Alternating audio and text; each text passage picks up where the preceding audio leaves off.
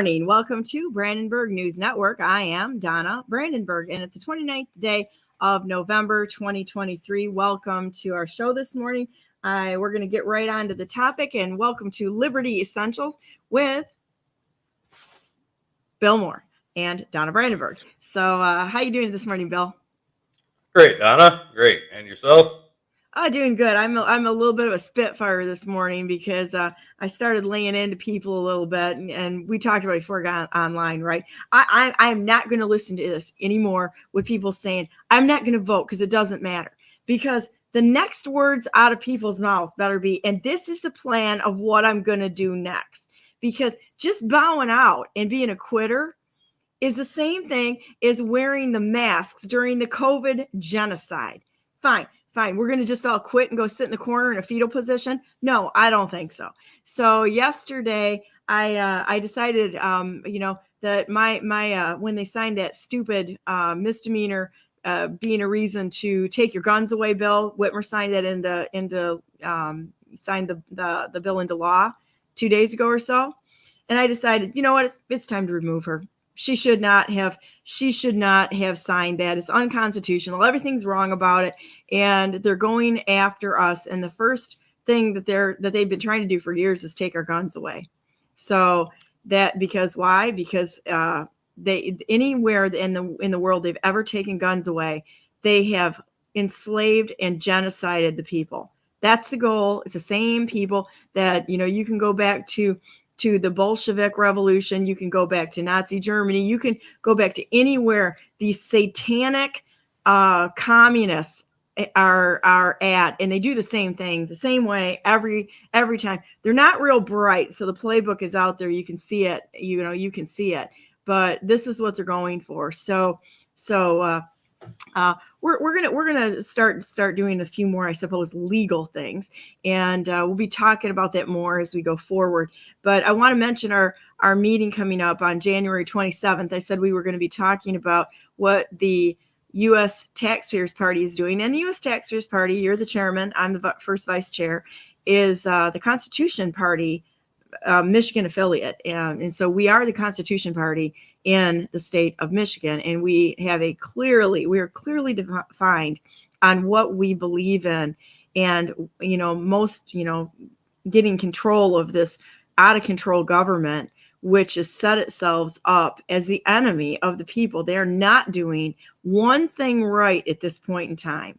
They're off the rails. They're just making up policies, as Jonathan Brader from Board of Elections says, the director, who is also the chairman of the board of ERIC, wonder why our elections are screwed up, said that they're making up policies on the fly. No, they don't get to do this. So we stand here to defend individual rights, whether I agree with what people do or not. I can make my choices. They can make their choices. But we are going to have to stand up for each other and the rights that each one of us has, given by God and guaranteed by the Constitution. So what are we talking about today? Well, this just in. Big news flash. Everybody who's listening here. Literally just came across the board. This lady right here next to me and I, there's no consent. No consent. None. Zero. We do not consent to their unconstitutional mandates. They're nonsense. They're illegal law that they signed into law, this week. And then I don't know. I just sent you a link on this. I should bring this up. Gretchen Whitmer, child that she is, without being to, any form of being a leader whatsoever, decides she takes it upon her queenly self to write in that they're going to have 100% green energy, no more petroleum products in the state of Michigan by 2040. How's that going to work for you, child? She's a child. She is not only is she a child, she is a puppet child that is owned by the globalists. And that's what they're going to do, because you know what? They're all making money off of this nonsense green energy where they enslave children in the cobalt mines and they strip the earth away in the lithium. This is the most polluting and destructive agenda. But it sounds good if we live in Disney World and we want to say, yes, let's do everything green. Really, have you looked into the disaster the green energy is, and what you're going to do in the middle of winter in Michigan, for gosh sakes, when you go in to the ditch and your batteries go dead? How are you going to charge that out there? I just got a question. You're going to be sitting there praying to God that somebody like myself with a diesel truck or a truck is going to be able to come over there, get out in the merciful way that we would, and pull their sorry butts out of the ditch in order to get them back on the road, or pick them up and get them out of the cold, because it ain't going to happen with an electric vehicle. Sorry, they can't make one that way. Not buying it, not drinking the Kool-Aid. I'm done with this. It's so stupid, it's not even funny. And I'm more done with people going in the and telling me they're not going to vote with no plan whatsoever, but they're going to go sit in the fetal position in the corner. No respect, zero, nada. Go ahead and get a plan before you say something that stupid out of your mouth, but you just don't quit. You got to wonder how humans have survived for so many thousands of years. You know what? Seriously. The earth is renewable. Everybody, you know. In Psalms it says the earth is the Lord's and the fullness thereof. Right? Everything that happens there, summer, winter, harvest, fall. None of these seasons are going to change as long as the earth stands. Yeah. So all of these changes that our elected officials, our representatives, are trying to submit us to, and incite hysterics. They're trying to incite panic into this nation. Don't all through pretended legislation. We'll get to that in a minute. But none of it exists. I mean, they're creating the crisis and then coming in and playing the problem solvers like they've done for so many decades. You can see it in every crisis that comes up. If the government gets involved in a crisis, and I'm not talking normal natural disasters that happen, you know, acts of God, so we call them in law. I'm talking about actual crises where people's lives become endangered through one thing or another. If the government's involved, odds are they're playing both sides of it, right? They're playing not only the problem. Yep, not only the problem creators, but they're playing the problem solvers. And why is that? Because then they can, through this crisis, try to enact more pretended legislation, violating more of the rights of the people so that they retain more of the power, right? And that only happens if we give it to them. We're controlled by consent of the governed here. They can only govern as long as we allow them to. And it's time we put a stop to it. I don't understand this whole murder culture they have going on. You know, it's like they're like a death cult. The government is, you know, Satanists. Well, they're like a death cult. It's like they send people to war, they make fake vaccines, they do all this crap out there, and I'm kind of done with it, you know. Yep, I can clearly explain that. Years ago,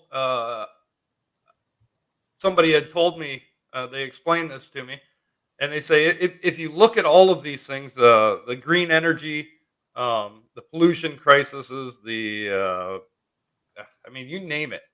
The root cause that they want to try to make you believe is that it's humans that are causing all these issues, right? The humans are responsible for this mass destruction, and so humans have to create new laws to counter it, right? So we can have sustainability. It's a common word you'll hear through Agenda 21, 23, Agenda 2030. Because our lives are always in danger. Yeah. So what they want you to believe is that you are the root cause of all of these things. So the less of you there are, the better, right? And I look at them and I say, well, lead by example. You be the first to go. There you go. I like that. Yeah, it boggles my mind, you know, how the human psyche is actually, it seems pretty weak, really, because if they know. I was talking to somebody who was in intelligence yesterday, and they were talking about how I'm still sorting through some of the stuff that he was talking about, but he said they don't really even have to create riots. They know what people are going to do. And so they set up the climate, and, you know, just like in J6, what happened? The cops started attacking the crowd.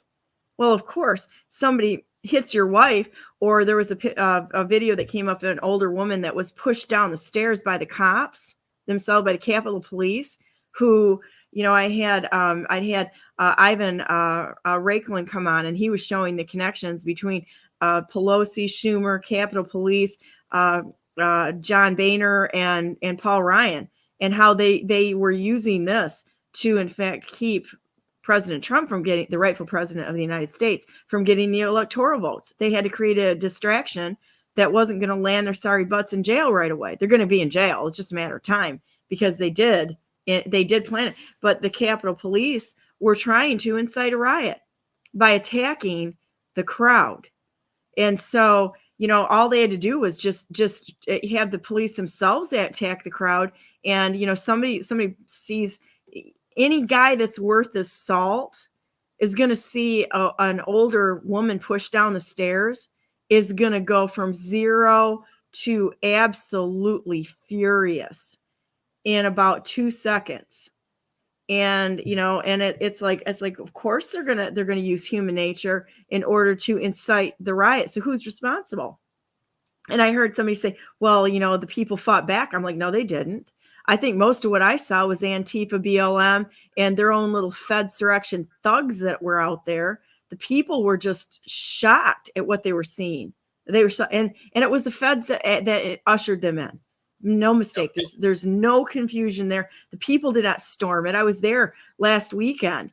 What are you going to do? Move a 20,000 pound magnetically closed door with a bunch of people? Yeah, that's going to happen. You're not going to be able to move that over by hitting it with a tank, let alone a whole bunch of people that are out there waving their MAGA flags. I'm pretty sure the flags aren't going to have a lot of it. So they opened the doors. They let them in. They told them to go in. And it was absolutely constructed. They knew what they were doing. It was planned ahead of time in order to deprive the rightful president of this nation of his seat as president. And so help me God, all of us are going to live to see that this justice is done. And it's got to go, not 2022, it's got to go 2020, and probably start nullifying all the way back. We need to start nullifying, because the Satanists that they are, the Marxist Satanists that they are here to destroy us. Yep. Yeah, we've got to go back a long ways. And we're not talking just a few decades here. We're not talking even back to the beginning of the Federal Reserve. We got to go back into the 1800s. Before the 13th Amendment. And now listen, everybody's going to say, sob, Donna to attack the 13th Amendment. Yeah. What, it's like, I'm sorry. But in the 19th Amendment, I'm a woman. I can, I can go ahead and go. Let's go there, right? It's like, why would they have to call it out? I get some of it. Right? But at this point in time, nullification, back to that, and taking a look at the potential original 13th Amendment, which was the titles of nobility. We should not have one person sitting in as a judge or in office who is part of the bar. That's title of nobility. We should have no attorneys out there on this. This is part of the problem. They know the laws. Of course, they're going to get in a position where they can write the laws, so they can, give us all the bird, because they know how to convolute it and massage it and move it around. That's why our Department of Justice is so whacked out. And so pro se guys, everybody out there should be filing cases against these people and do it like passing out Tic Tacs in church. Yep. And we'll get there. We're going to get there. Yep. So throughout this week, I've been reading a little bit. I like to invest my time in where our framers and our founding fathers had been, and what caused them to do what they had to do, what they knew was right. And so this week I've been going a little bit more through the Declaration of Independence, right? And this is one of our most celebrated documents, right? July 4th, we throw big parties. We shoot off fireworks. We have big bonfires, big barbecues, invite everybody over, hang out. Do we actually talk about what happened?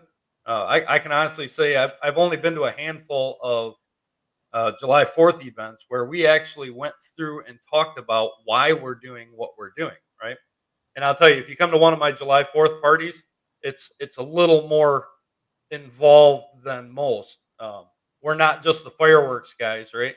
We we actually get our guns out and we do what they would have done. We celebrate by what they did in remembrance of them, and nothing more and nothing less. But the the signers of the Declaration of Independence made several key points, several key infringements upon the law, upon their rights as they knew it. Um, but I found one phrase that stuck out to me this week, and they said that prudence indeed will dictate that governments long established should not be changed for light and transient causes. That's the first part of it, which just clearly states that we are not seeking to radically alter our forms of governments just on small whims, right? We can do that in statutes. We can do that with various laws that need to be adjusted from time to time. But governments themselves should remain as close as they have been, as long as there is not a cause to change it. And they said that accordingly, all experience has shown that mankind are more disposed to suffer while evils are sufferable than to right themselves by abolishing the forms to which they are accustomed. I want to reread part of that. They said, to suffer while evils are sufferable than to right themselves, not right the government, but to right themselves by abolishing the forms to which they are accustomed. So mankind, we sit around and we try to make change as we can see fit. We try to keep to our founding principles, or at least should be, as long as it is not heavily affecting us. Right? We're willing to suffer little things once in a while until it gets to the point where our backs are up against the wall and we've got nothing more that we can let go of. And that's the point that these men had gotten to. Several times they had appealed to the king with their olive branch documents to say, "Hey, let's have peace here. You know, can we fix this without a huge problem between us and you? Let's try to take care of the issues rather than seeking to abolish what we have already worked so hard to set up." And we did a show last week with the Pilgrims and the Mayflower Compact. I mean, these men had a mission. They were set out and desiring to fulfill that. And you know, you get to the point 170 years later, 150 years later, whatever it was now, and they weren't seeking to abolish what they had worked for until they could no longer suffer the abuses that the governments were laid on.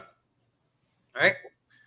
So because of all of that, because of the long train abuses and usurpations, pursuing invariably the same object, evidence is designed to reduce them under absolute despotism. It is their right and their duty to throw off such government and provide new guards for their security. They got to that point.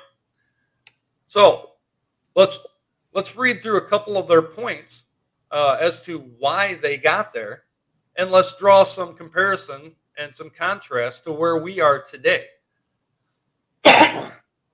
They said now this is the king, right? In America, we don't have a king, we have a republic. We are the act government, like kings, though. Yeah.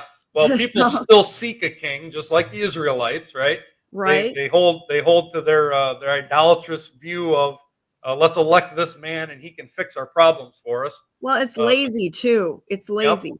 That's not what adults do. We take care of business, and you don't ask somebody to fix your problems.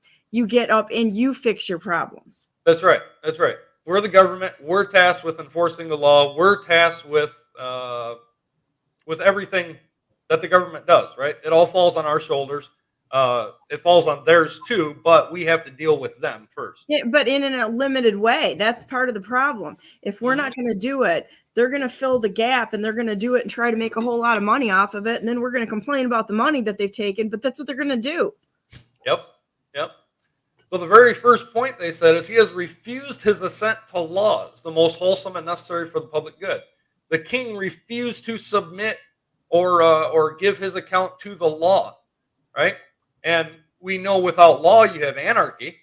You have no way of punishing the wicked and upholding the righteous. And the king at that point had thrown off some of their laws, which were most wholesome and necessary for the public good. He said he has, actually, let's hold there. Let's draw some contrast. Um, uh, I'm one of those guys that like to read through the Michigan compiled laws, right? And reading through those, you can find hundreds and hundreds and hundreds of laws that we're going to later on call pretended legislation. These are acts that were enforced by signature and vote that they call law that is repugnant to the Constitution, right? We know all laws repugnant to the Constitution are null and void. They don't exist. It's just words. And the Supreme Court has upheld this over and over and over, right? Including violations against rights or simple laws that they just don't have the authority. We never delegated the authority to them to write any legislation in the matter. They said he has forbidden our governors to pass laws of immediate and pressing importance unless suspended in their operation till his assent has been attained. And when so suspended, he has utterly neglected to attend them. Right now, there the king had to. I don't know what the word I'm looking for here. I'm going to use the word verify. Right, he had to put up the law. We have three sections of government. We have our representatives, our legislature, we have our judicial branch, and we have our executive branch. Right, they all have to work together. Our legislature should be proposing necessary laws for the public good in accordance with the Constitution we set them and delegated authority to. The governor is supposed to sign off or not sign those laws, depending on how he sees that they are good for the public and constitutional on their base. And we have seen in my lifetime tens of thousands of laws that have been signed into legislation that are not in fact law, but are usurpations of their delegated powers. We're going to skip past a couple of them here. Here's another good one. He has dissolved representative houses repeatedly for opposing the manly firmness his invasions on the rights of the people. Now, this is pretty drastic compared to what we see here. They were actually taking down and not allowing the representatives to meet. Now, our representatives meet because they know they can get away with it when they want to propose unconstitutional law. But how many times did we see over the last 3 years? I should have this pulled up, but there's hundreds of what they call executive orders from our lovely Governor Whitmer over there. Right? Now, you read in the Michigan they're all signing elected. There's a broad history of executive orders. Oh yeah. It's not just her. It's been every governor for a long time. You read in Article 5 of our Michigan Constitution, and that is the only time you'll find where the governor's allowed executive orders. Because I'm not saying they're unconstitutional. There is a place for executive orders, but that place is to direct the executive departments. If it's for the government. It's not for the people. Yep. The governor is supposed to guide the departments that he's in charge of to make sure certain things are being done, right?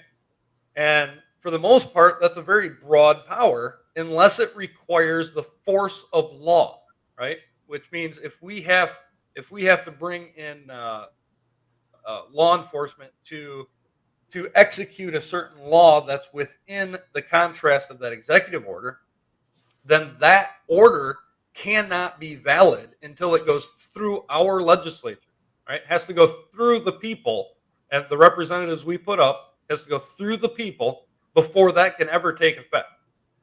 And we saw numerous times over the last 3 years where that wasn't done.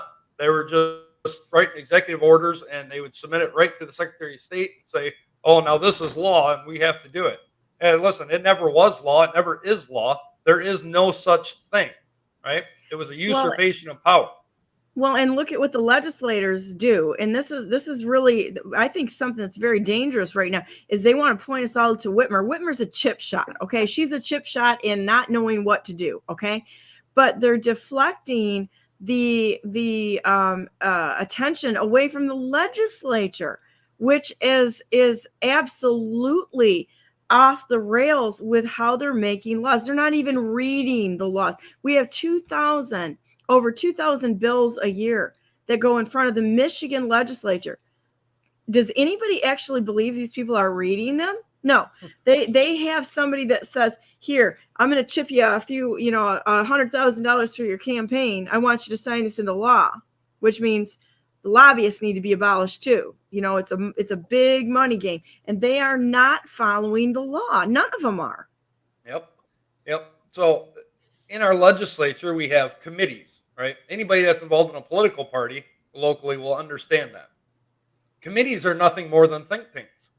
They are nothing more than opinion polls, right? It's where a bill will come in, they will look it over, they will go through the fiscal analysis of it, they'll go through what all it entails, how it's going to affect government, or at least they should be, and then they will give their opinion and their amendments of the law and throw it right back into the House. Now, that's the end of the committee. They have no more say in it, but it is actually the House, the representatives that we have, that will vote on it and determine whether or not they want this to become law. And at any point during that time, outside of the committee, that bill can still be amended. There's nothing against that in I can't think of the term now. Not Robert's Rules of Order, but that's the basis for it. And parliamentary action. There's nothing against that in rules to say that you can't change it right from the floor. Granted, it's going to take some time, and you better have the support, which means you better have read it prior to, which means you better know what's going on in those committees, whether you're in them or not, legislature. So, yeah, these guys, they're sending these things to committee. The committee's giving an opinion on it and then sending it back. And depending which party, right, are unconstitutional parties, which party says yay or nay, that's how you see the House divided almost 100% of the time. There may be a few stragglers once in a while that might actually be thinking or that might have their own opinion about it that you'll see vote in contrast. But how many of them do we see actually stand up and try to stop it and fix it before it even comes to a vote on the floor? Well, they're playing games because one party will say, hey, I'll vote this one down if you vote this one up. And so they're playing games in order to get their bills that somebody's paying them for, or in the dark money or the PAC money and such, to get this stuff done. This is what we have bought and paid politics. There's nothing about being just a person, an individual who reads these bills and makes a decision to represent their constituents. It's not happening. They don't care. It's all about who's chirping in their ear at that time and who's dangling the dollars in front of them. And they switch back and forth. They're all friends. They're all in it together, and they pass the ball so that nothing gets done, and they all stay in power. Yep, and not one of them will take responsibility. They'll all pass it on. If something bad goes through, whether they voted yay or nay on it, they'll pass on the blame and say, well, it's the other party that did this, or we had to do this because of the governor said so, or it's ridiculous. It's inane that it even happens this way. It's the same thing that Nessel did with those fraudulent registering voters in Muskegon. She passed the buck to the state police and goes, I don't know, I passed it on. That doesn't mean you're not responsible for it. You don't just say, okay, well, I'm going to take this problem and I'm going to hand it to my horses. And I know my horses are going to take care of it. I'm done. I did what I was supposed to do. No, you didn't. I don't care if it's a state police. I don't care if it's the horses. I don't care if it's school board. I don't care if it's a dog catcher. You don't pass the buck. The responsibility for failure lands straight up on the person at the top. No matter what management decision is done, it's always that person's fault because they either managed it incorrectly, and they have to remove those people who have violated or failed. Still their fault because they either put people in place, or they didn't follow up on it. Yeah. No, let's keep this going. Let's talk about how easy this really is. Okay.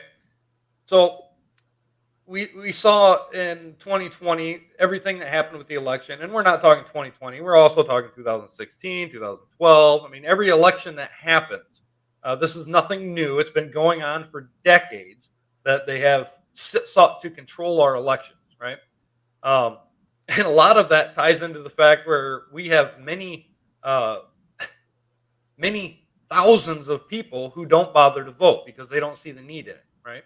Yeah, because Yep. we're going to sit in the corner and we're going to put our little mask on. We're not going to show up.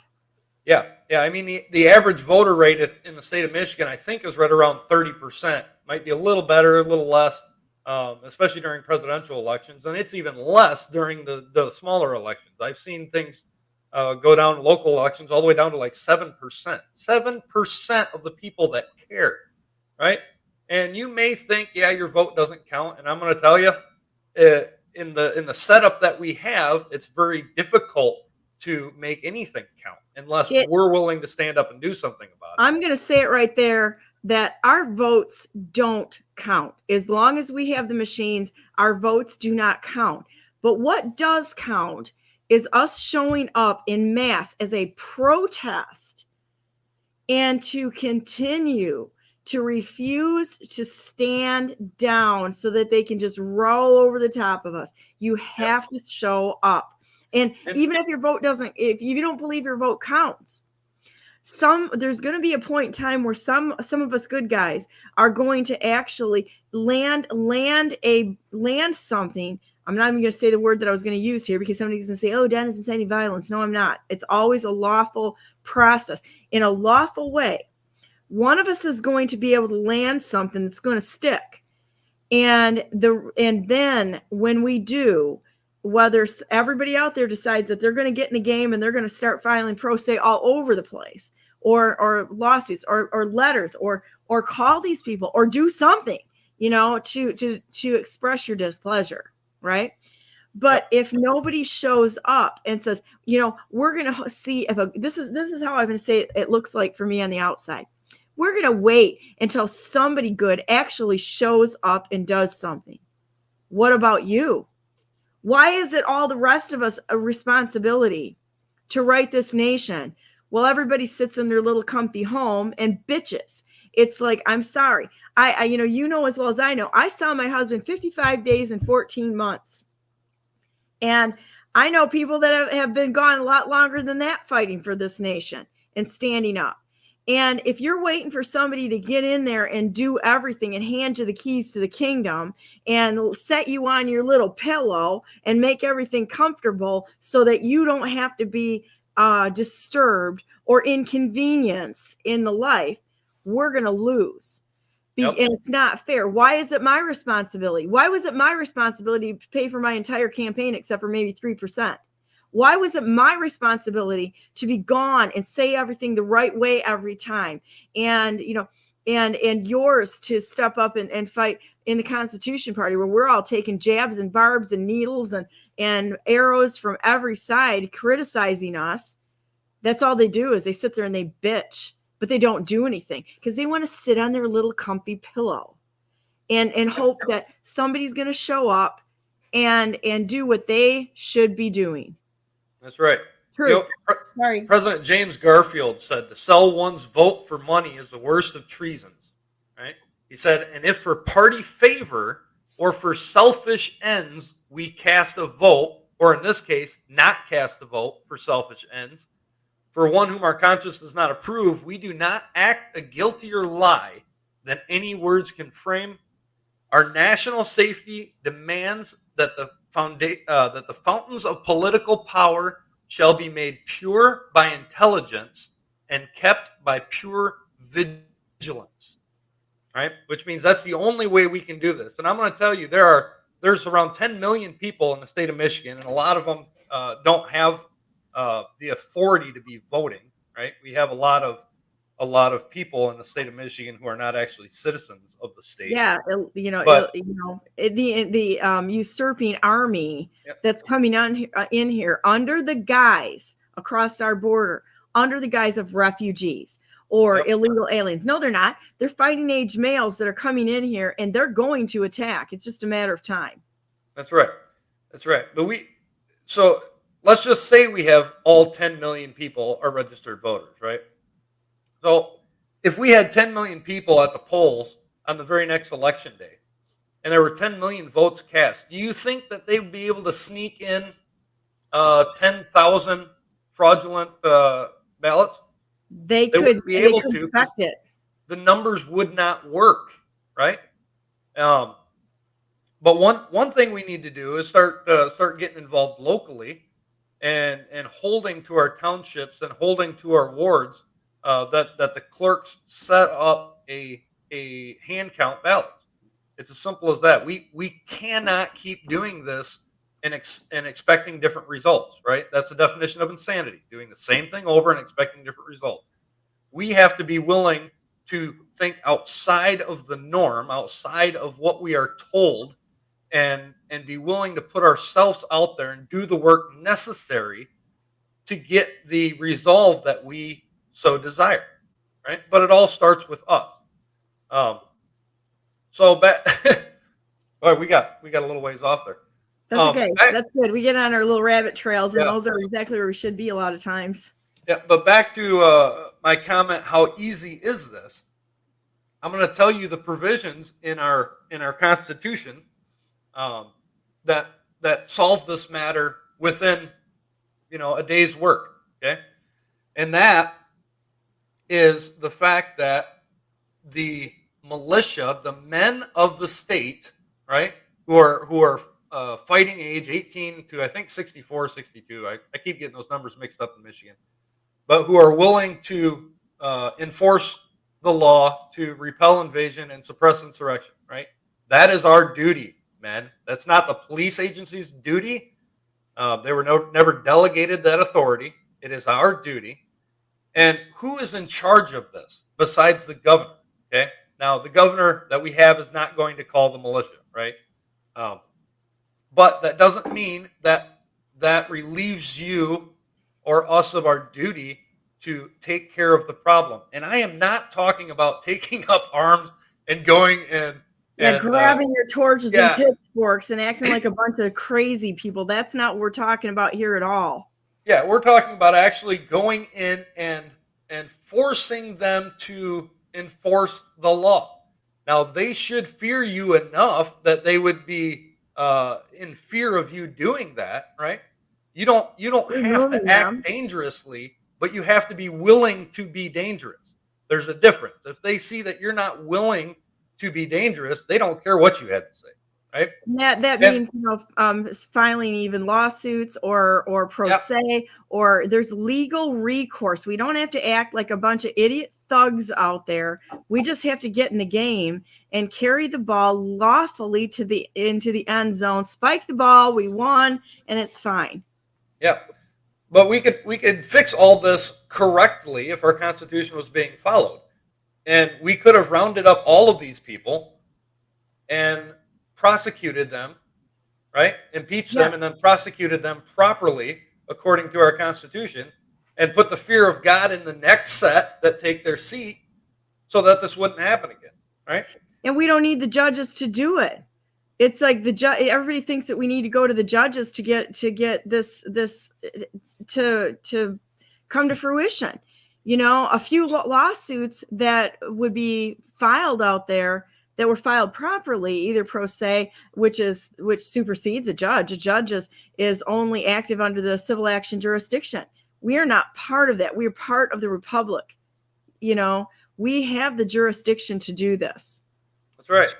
Mm-hmm. That's right. The law has always been on our side here.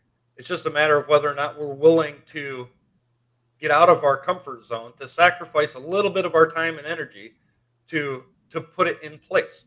And they've just psyched us out here to think that we're not in control. Yep. That's it. It's the big psych. That's Yep. what it is. So we just mentioned the militia. You mentioned a little bit about military. One of the other points that our framers had said was he, the king, has kept among us in times of peace standing armies without consent of our legislatures, and he has affected to render the military independent and superior to the civil power. That is exactly what we see going on So can you read in that the states again? here. Read This, that again, please. And who is this it from? says he has kept among us in times of peace standing armies without the consent of our legislature, and he has affected to render the military independent of and superior to the civil power. Declaration Okay? of Independence, right? That's right. That's Yep. right. And I was reading some comments where you started that, so I missed the first part. So I was trying to catch back up. Yeah. So our federal government cannot have a standing military among us. Okay, they do, as much as people aren't willing to see it. They have rendered our National Guards, right, who in Michigan is supposed to be our first militia. They have rendered a majority of them in service to the federal government. Okay, they've sold out our own men and women to serve under uh, The the UN. president. Yeah, the UN. I wasn't going to go that far, but I'll go that that far. that is what it really is. I'll say what nobody else wants to hear. You know, the people that are invading our country. A lot of them are UN soldiers on our land. Yeah, that's been proven. That's been proven. Proven. There's evidence of that all over the place. But that's what they've done. They, instead of being able to protect and secure our free state, they have tried to, in times of peace, because we're not under a declaration of war, we haven't been for some time, they have rendered our military independent and superior to the civil power, right? Which means they are not under our control anymore. They try to put them under the federal control. And that that is such a usurpation and such a violation of the Constitution. It's ridiculous, right? Why we haven't forced impeachment process on all of them because of that, I have no idea. Because both the federal legislature, the federal executive branch, and the entire judicial branch has upheld all of that for as long as I can remember. They have been doing that, and every one of them is worthy of impeachment on that ground. And then all of the legislature should be forced out of our building because Removed. of that, right? They've all committed treason. Every one of them. Every one of them, top to bottom. And you know, my stand on it is that they need to be removed. They need to be prosecuted. And then part of their, if they make it past tribunals at some point in time for treason, they may never ever hold public office or be in a position of power. Never again. They have to be completely disabled from having the power that they wiggle themselves into, either by association or by position for themselves. They may never be in that position again, ever, because they cannot handle it. And, you know, I hate to say it, a dog returns to his vomit. The Bible clearly says it. And they will return to their vomit. I can guarantee you that. They are not going to be able to be rehabilitated. Yep. Yeah, in my opinion, right? This is Bill's opinion here, but I think it's actually time to end the federal government. I think they have gone beyond their use, and I don't think there's anything that the states can't handle themselves at this point. If we want to create states' rights, if we want to create a charter among the states, like the original Articles of Confederation, just set the base grounds of how we interact with each other. I think that would perfectly work in these United States. I don't think the federal government should even exist anymore, right? Well, and think about the implications of that. If everybody decided to go to California out there, and California decided to split in half in order to have the communists, the takers, the weak, the entitlement rats down there in say the LA area, whatever, the woke, they want to have a woke state. Fine, everybody can go there and live with the people that they want to be woke with. Good luck making money, because none of them know how to survive. It's all they do is take from others that are actually working, right? Yep. And then the states can stand, based on based on the rule of law that they want. If they want to go have an enclave of wokeism, that's great. You can go all sleep out on the streets. I don't care, but I'm not going to fund it, and I'm not going to feel sorry for you when you run into problems because you're too lazy to get up and have an honest day's work like the rest of us. I'm not going to feel any pity for that. I hate to say it. I got talking to somebody.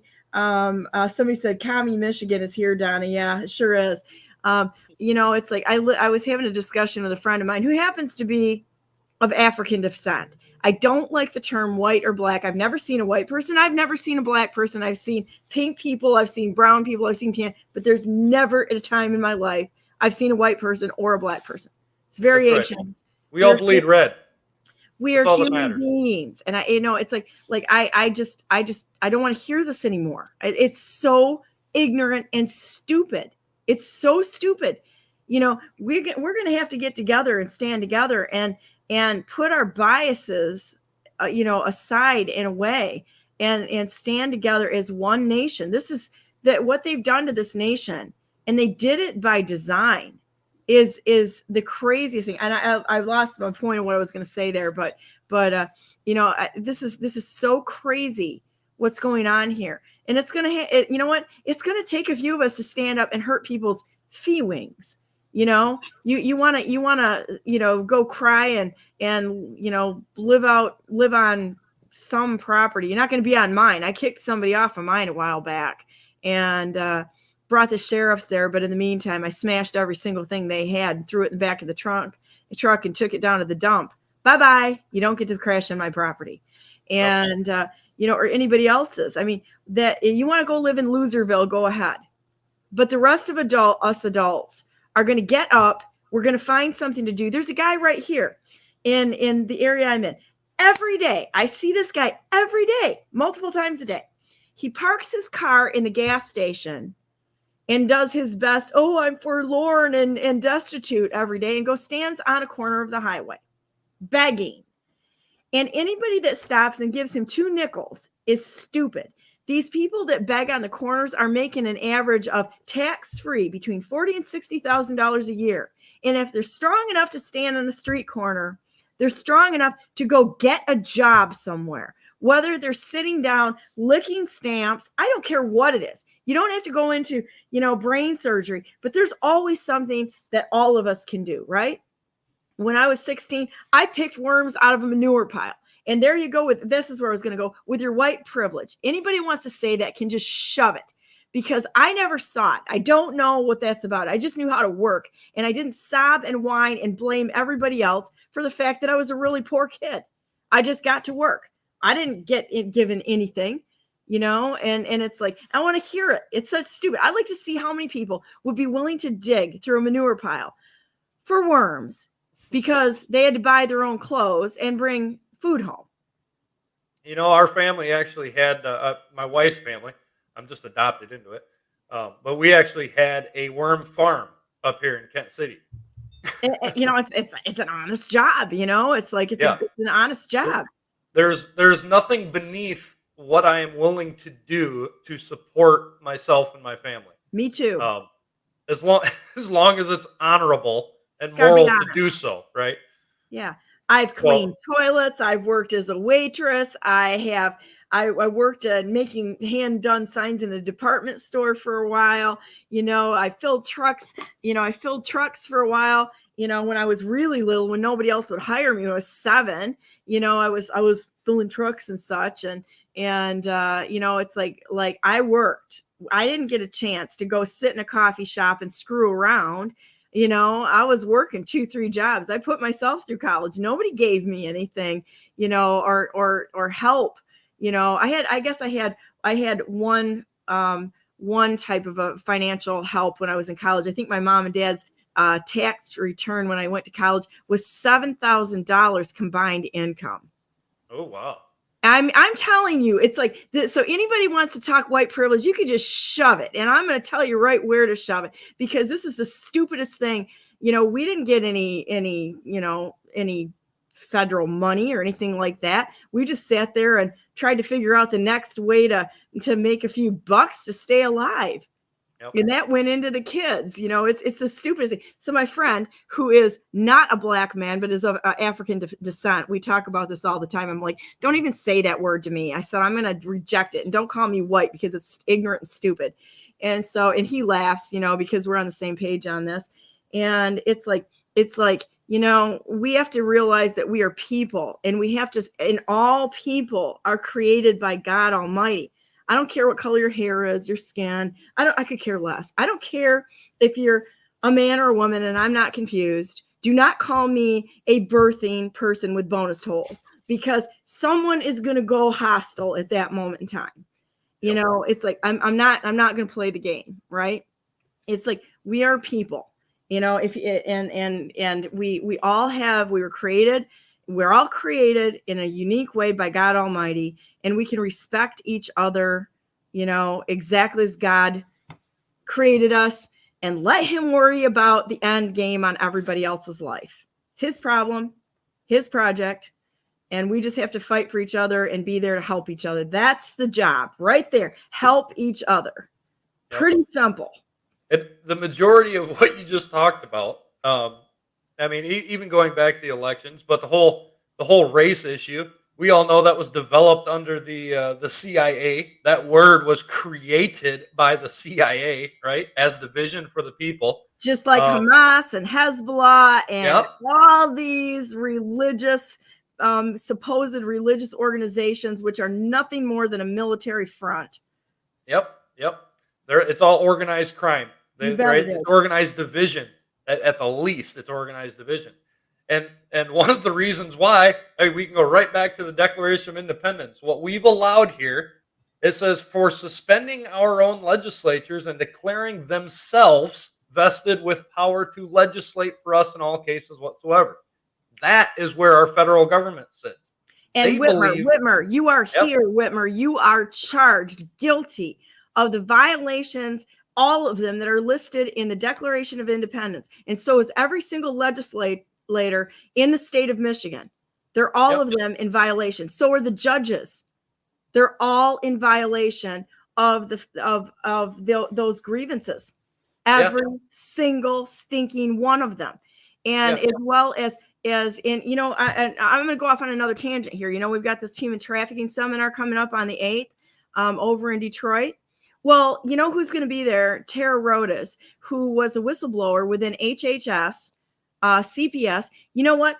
I don't know when people are going to get a handle on this, but the government is out there absolutely demonizing Americans. They don't even know what a terrorist is. They have no idea. They're deeming us that so that they can harass us and hurt us. And they're taking away people's kids. They're coming for the kids. You know what the definition of terrorism is? The original definition. HHS, CIA. You can go back to 1828 Webster's Dictionary. Look it up. Terrorism is defined as government by intimidation.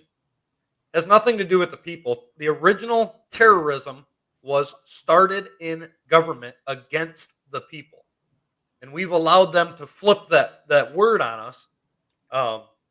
Like Samuel Adams says, how strangely will the tools of a tyrant pervert the plain meaning of words? We've allowed them to flip that word on us and claim that terrorism is a person against government, right? Or a person against the people. But in all honesty, it is the government that is terrorizing. That is what they do if we let them do it. They're guilty of extortion. They're guilty of extortion, racketeering, money laundering, inciting riots, terrorism themselves. And then they want to look at us and then advance surveillance. They have gone against every single amendment, from the First Amendment, free speech, as well as freedom of religion. They've used that against us. The Second Amendment, that not only have they attacked the Second Amendment, the right to bear arms, but they have worked actively to not ensure that there is a well-regulated militia. There's more to it. It's not just a headline out there. The Fourth Amendment, the surveillance, they're too gutless and cowardly to go after it head on. So now they've got third parties. And they surveil us through third parties. It started with the Five Eyes Alliance, and it's just gotten worse. Now they're using companies to install surveillance under all the bridges, on our phones. They're in our homes. They are everywhere. They're like a bunch of slimy, snaky cockroaches that just seem to keep multiplying, and it's all after that almighty dollar. Yeah. Well, let's go back to what it was when our founders had written this. He says he has abdicated government here by declaring us out of his protection, right? Which is what the federal government and their agencies are doing. We are outside of their protection, and now they are surveilling us because we are a threat to them somehow and waging war against us, they said. He has plundered our seas, ravaged our coasts, burnt our towns, and destroyed the lives of our people. How many times have we seen that happen in our lifetime? Look at all the these big red flags, the false flags that happen. You can look at Waco. You can look at Ruby Ridge. J6, they created all of it. Yep. Oklahoma City bombing, 9/11. I mean, all of it was created against the people. That's how they do it. They create the crisis and play the problem solvers. So if we want to get out from under this, we have to, well, first off, quit watching the media, right? Mainstream media. Listen to Brandenburg News Network, where we may be a little ornery, but at least we're telling the truth. Yeah. I think it was Thomas Edison? Might have been Payne that said it. I'm not sure which one, but he said, he that doesn't read the news, at that point it's a newsletter or a newspaper. He that doesn't read the news is misinformed, and he that does is he that doesn't read the news is not informed, and he that does is misinformed, right? That's the way they work. The CIA's original operation, they said that they knew that their disinformation campaign would be complete when everything the American people believe is a lie. And you talk to anybody out there about these things and what happened and the truth of them, and you will realize that that's not far off base. The majority of what regular Americans who are just not doing anything and living day by day, hoping that somebody will come in and save them, the majority of what they believe is a lie. They don't understand how all this got into place, right? So somebody asked me, so what is an independent person supposed to do? We'll do what we're doing. You know, we got involved. Now, neither Bill and I are a fan of political parties at all. And it's like, I look at what the failing Republican Party with Christina Caramo, who stacked the party with felons, has done. I mean, I'm going to tell you what, I listen to people and they're like going, well, she's not that bad. Really? Have you actually, how could you justify, even if you had a company and saying, oh, they're not that bad, they just got it all stacked with felons. If you have a felony on your record, go see Christina Caramo because she's going to give you a job. And it's like, you know, you look at these political parties, and the problem that I see is they're trying to play. Remember when we were kids and we played like King of the Mountain? You know, you get up on a mountain and you see who gets on the top of the mountain wins, right? And you're pushing each other and such. What is accomplished? Nothing. Absolutely nothing. That is the political parties out there, the Uniparty, the Democrat, and the Republican, communist parties of America. Both of them are. They're doing nothing except for distraction. And anybody that stands with them is in a distraction. So I'm going to just say something. We're going to the taxpayers party. It may not be perfect, but we're fighting to end this nonsense. And it's like, you know, it's like you got somebody that's got ballot access to actually get somebody in there that's not part of the cog of the criminal wheel that's going on. You might want to consider it. It may not be perfect, and we may actually be fighting to end the party system. But right now, you take any weapon that you have, and if a political party is going to get you on the ballot, that's not a bad way to go. And, you know, we've been talking the last few days, you know, I'm moving forward with this lawful process for removal of these people. And I'm going to tell you right now, if you don't know what to do, at least pass the links on. For gosh sakes, it may take you, 5 lazy minutes to pass this on to your groups of the people don't even have to do the footwork on it, but at least somebody can do something. Risk hurting someone's feelings. You might make somebody mad for just a minute, and they might come back and say, I don't like what you have to say. Well, you know what? If you're telling the truth, who cares? Stand on it. But we're gonna pull our meetings, our work meetings, where we're getting something done. We're educating people on proper processes, the law, so you actually know what the laws are that are on the books, to use that as the weapon. You don't go pick up your torches and pitchforks. You pick up the law and you use it. And we have everything we need to right this nation, except whiners, sobbers, people that want to go sit in the corner, fetal position. I'm not going to vote. I'm just going to sit over here. I'm going to take my marbles and I'm going to go home. That's what they're doing.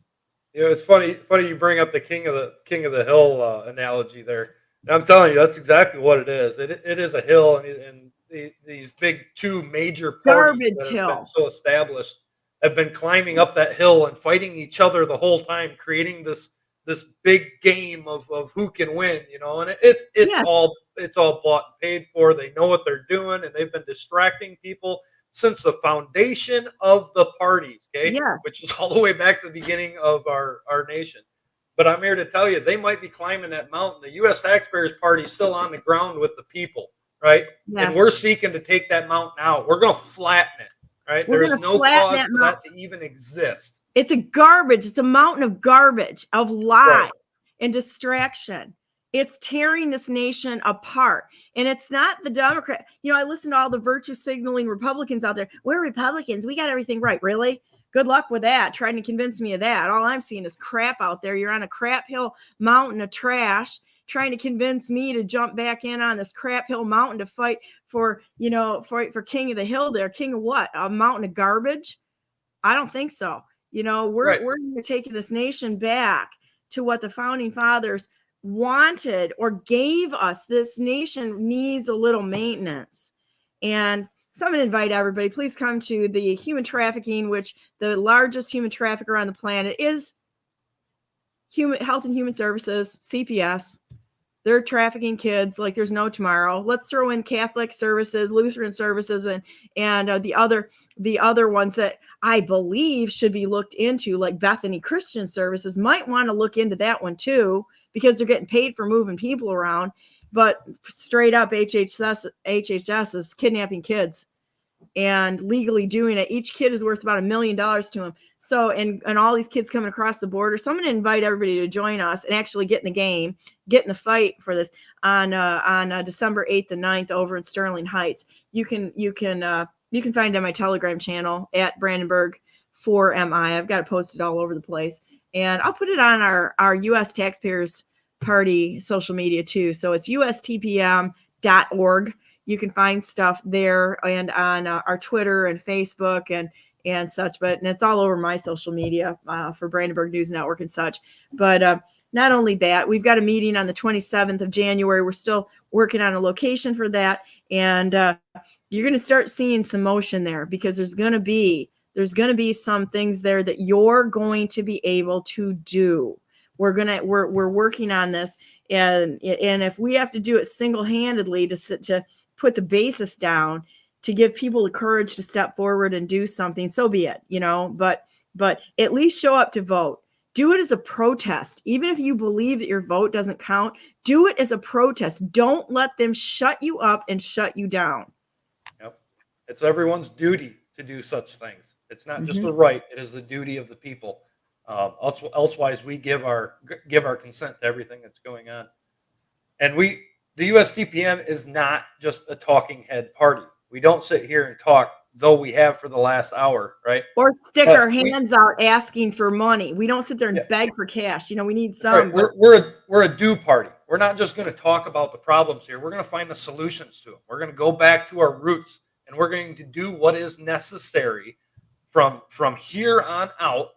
We're going to do what is necessary to restore the principles that our nation was founded on, right? If you want the results you used to get, you have to do the things you used to do. not just talk about them, not just sit in the echo chambers and listen to the same things being said over and over. You got to get out there and do something. As small and insignificant as it may seem, something is better than nothing at this time. Yeah, If and you I've don't never know what to seen. do, get a hold of one of us, and we'll give you something to do. I guarantee it. Yeah, we got so much that we have to do that there's not enough time in the day to do it. Right? I'm praying like Joshua to hold the sun back for a day just so I have an extra one to get something done. well, Okay, so there's plenty to do. all of us are doing so many things. I'm going to ask everybody out there, if you can do one thing today, pass on some of these links so that of good news, not the fake crap that's out there to make everybody afraid and the sky is falling and oh my gosh, that sort of thing. Do something. Get some seeds, for Pete's sake. Store up a little bit of food because it looks to me like the banks are going to crash. You might want to have a little bit in store. You need to do something, not just wait. Be proactive, not reactive. Take somebody out for lunch or something or coffee and start talking about some real things. Actually be a friend and, and refuse to sit there being part of this bitching culture that just sits there and whines and sobs and, oh my gosh. And I'm going to go suck my thumb in the corner, and worry about hurting people's feelings. It's absurd. It's ridiculous.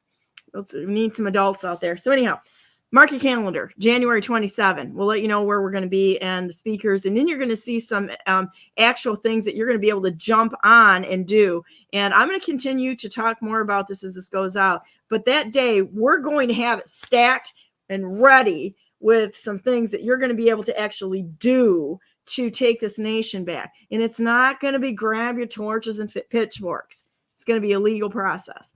So there you go. It's not going to be go get pulled into a big J6 event either.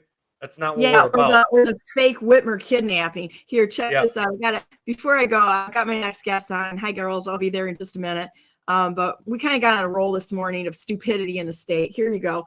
Whitmer, the child that sits in the top, signs Michigan's 100% clean energy mandate into law. How are you going to do that, Scooter? How are you going to legislation. do that? Yes, pretended. Ain't going to happen. Look, there she is, the child that she is sitting there looking. I think we're going to put unicorns in place. Good luck with that. And clean energy is the dirtiest energy on the planet. It cannot happen. It is not going to happen. And, not the way that she's doing it. I think we go into hydrogen. That's great. But she has no idea what she's doing, And so anyhow, we got that one. And then here's the gun one. Whitmer sweeping bill strips gun rights for now they've got a way in order to demonize us and harass us for misdemeanors that are he said, she said, to grab our guns so that they're gonna continue this nonsense on. And there she is, the child sitting there with her little kindergarten behind her, who decided to sign into law, an unconstitutional law. You can get nailed for pushing a roommate. There's all kinds of stuff. Pushing or shoving a former roommate at a college reunion is included in that. An ex-girlfriend using a key to get into her boyfriend's house to get her things without his permission. Smashing pumpkins on the porch. They can take your guns for that. So child. Go back up to that picture a minute. What's that? The picture at the very top of that article. I want to point something out. Whitmer the child thinks that this is a good idea. Whitmer the child. So standing to the left of the governor, who is supposed to be enforcing the law, not tearing them down, is none other than Michigan State Police. Yes, and the Gestapo. Yeah, and what are the police supposed to do but to enforce the law? What they are holding there is a violation of law, right? That is a tyrant's dictate. That's right. All right. That's a tyrant's dictate. I will not consent to that. I will stop it at every point if I see somebody in my community being attacked by anyone in that picture or anybody that they think that they can send over here to try to strip my fellow Americans of their weaponry. Without arms, we are defenseless, people. Look to history and see what they plan to do. I will not tolerate it, and I will put a stop to it at every chance I can. There's the same thing in the Bolsheviks. I'm gonna put a video up on the Bolshevik Revolution today on my Telegram channel. These children that are sitting in office throwing their temper tantrums. We have a union police force. We can't get rid of them. So they were following allegedly congressmen or the legislators around at the behest of the head child here, Queen Gretch, the Squire Nessel, and the court jester Benson around in the Capitol. Child. And all of the people in her little child's network there, trying to enforce unconstitutional laws. Ain't happening. We are going to perhaps write some protests that they're going to have to face. There's going to be a day in court for this. And it's not going to be a court with the unconstitutional judges that are part of the bar in the civil action jurisdiction. No. There's a higher court, and it's we the people. That's right. All the while they stand around with their armed thugs there to protect them. They want to take your guns away so that you can't protect yourself against them. Yeah, well, they just found some adults, didn't they? It's going to be a tough pill to swallow.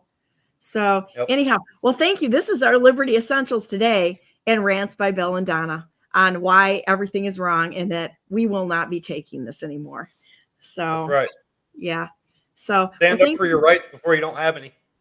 That's right. Well, thanks for coming on today, Bill. And let's talk further. I've got some more things to talk to you about this wonderful meeting on the 27th of January. Mark your calendars and some other things today. So I'll give you a call a little later. Okay. Yep, will do. Take All care. Right. We'll see you next week. 9:00 on Wednesday, Liberty Essentials with Bill Mohr and Donna Brandenburg. And I'm gonna go to my next guest. We have Mei Wong and Dana Hindman-Allen. They're filing pro se in Oregon with the Justice League of Oregon, and these gals are great. They're getting some progress. We have so many people that are doing pro se across the United States. These are some amazing, smart, gutsy gals, and they're getting some great action out there. So I'll be right on in just a couple of seconds. Have a great day, Bill, and everybody else. You just stay right online right now because we need to hear what these gals have to say. See ya.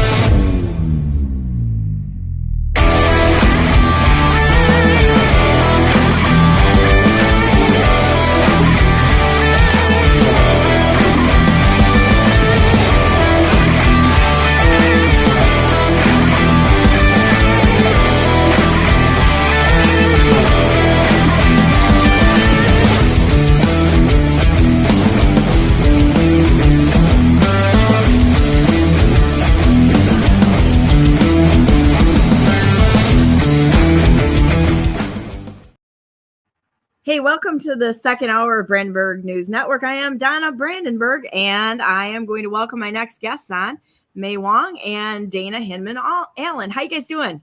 Good morning. How are you, Donna? I'm on fire today. I'm sick of this nonsense out there. And I'm so glad to have you guys on and hear about the update that's going on out there in Oregon. You guys are amazing and so inspiring. So amazing what you guys have done. Thank you so much. Thank you for having us on, Donna. By the way, I was watching some of your videos or clips you were showing of Gretchen Whitmer, and I'm thinking, is Oregon a twin state of Michigan? Because we've got they start with unconstitutional things just to try to get it out there optically, and then they get beaten down in the courts. So it's there same she is. Story. the child who decided to sign something that is totally unconstitutional and wait and see if she's going to have a protest by the people of the state. Instead of just doing the right thing at the beginning, they lob this stuff out there and see what they're like a child that's got their hand in the cookie jar. I'm going to see how much I can get away with before somebody says, no, you're breaking the law. Yeah. Same thing well, here. actually, I feel that what we've been doing, because we've tied up a lot of their money, they had to spend a lot of money against us. And then we have other cases going on in Oregon. And that's actually taking a lot of their money and what their resources, what they can do to go out there and push their weight around. Yeah, Absolutely. that's good. Create some distractions so that yeah. That's what it is. Well, we're in the solution, something you just spoke about. It's about getting in the solution. And we've been in the solution. However far and however it goes at the Supreme Court, with hopefully they accept it, is we're in the solution. So we're doing what we need to do to take care of business. And that's what all of us need to do, is to just do what we can. Yeah. So if you guys can give the basis on, see guys, that's the first gender neutral term in the state of Michigan, because we're all guys here. Okay. So you're now speaking Michigander.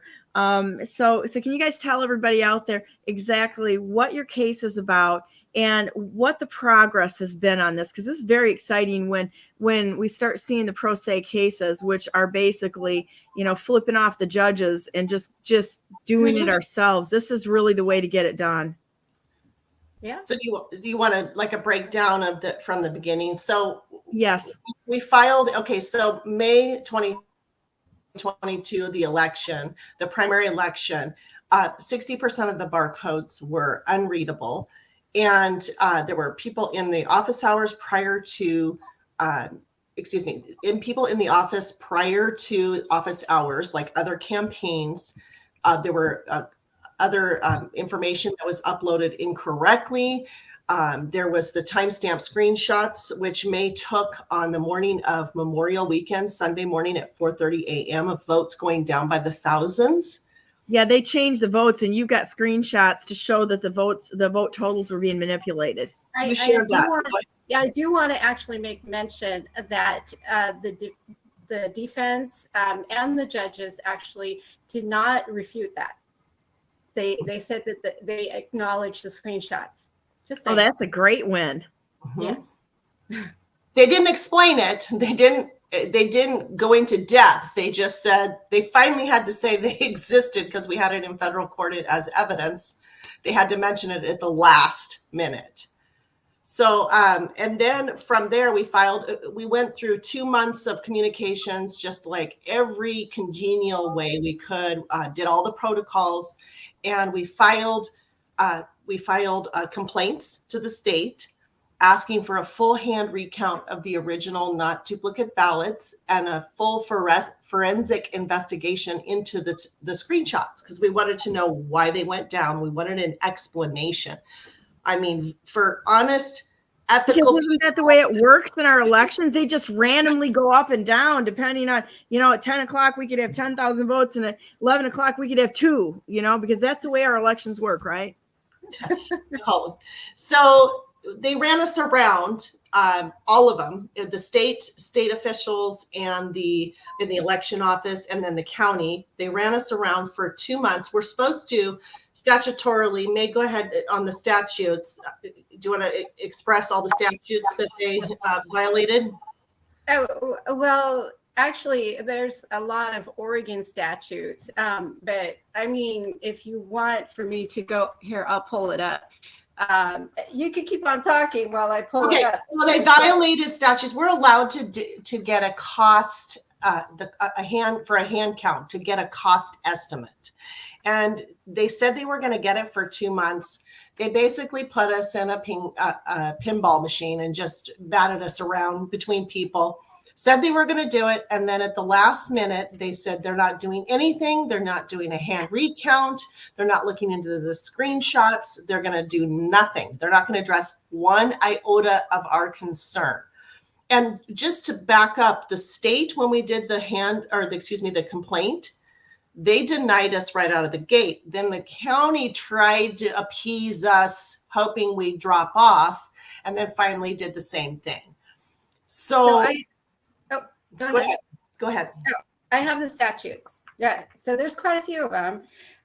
There's ORS 246.046, where the Secretary of State and the county clerks need to seek out evidence of violations. And then ORS 254.529, choice of conducting hand recount of ballots or risk limiting audit. The county has the power to do that, to request a hand recount.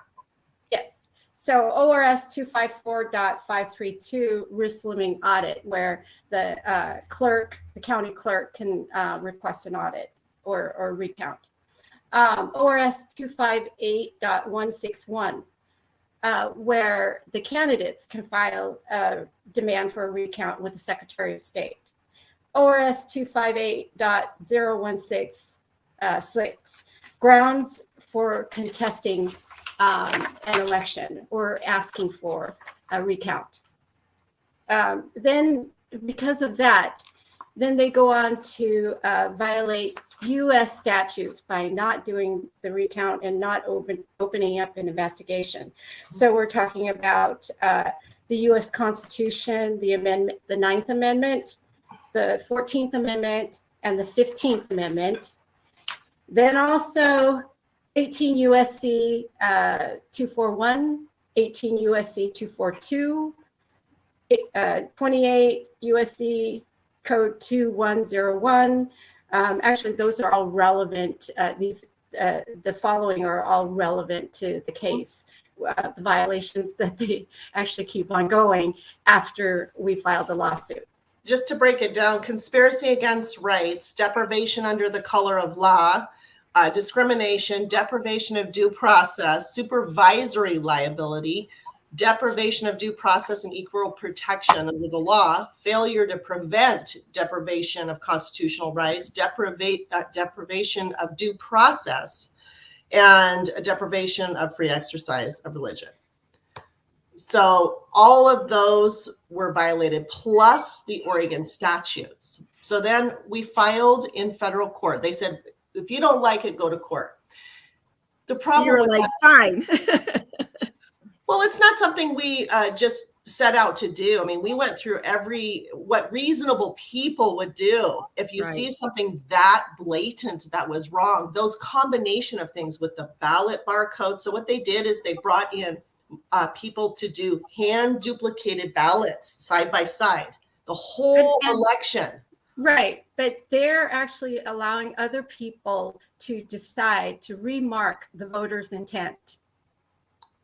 I mean, obviously, with people standing next to them and translating it, but it just allowed for a lot of confusion.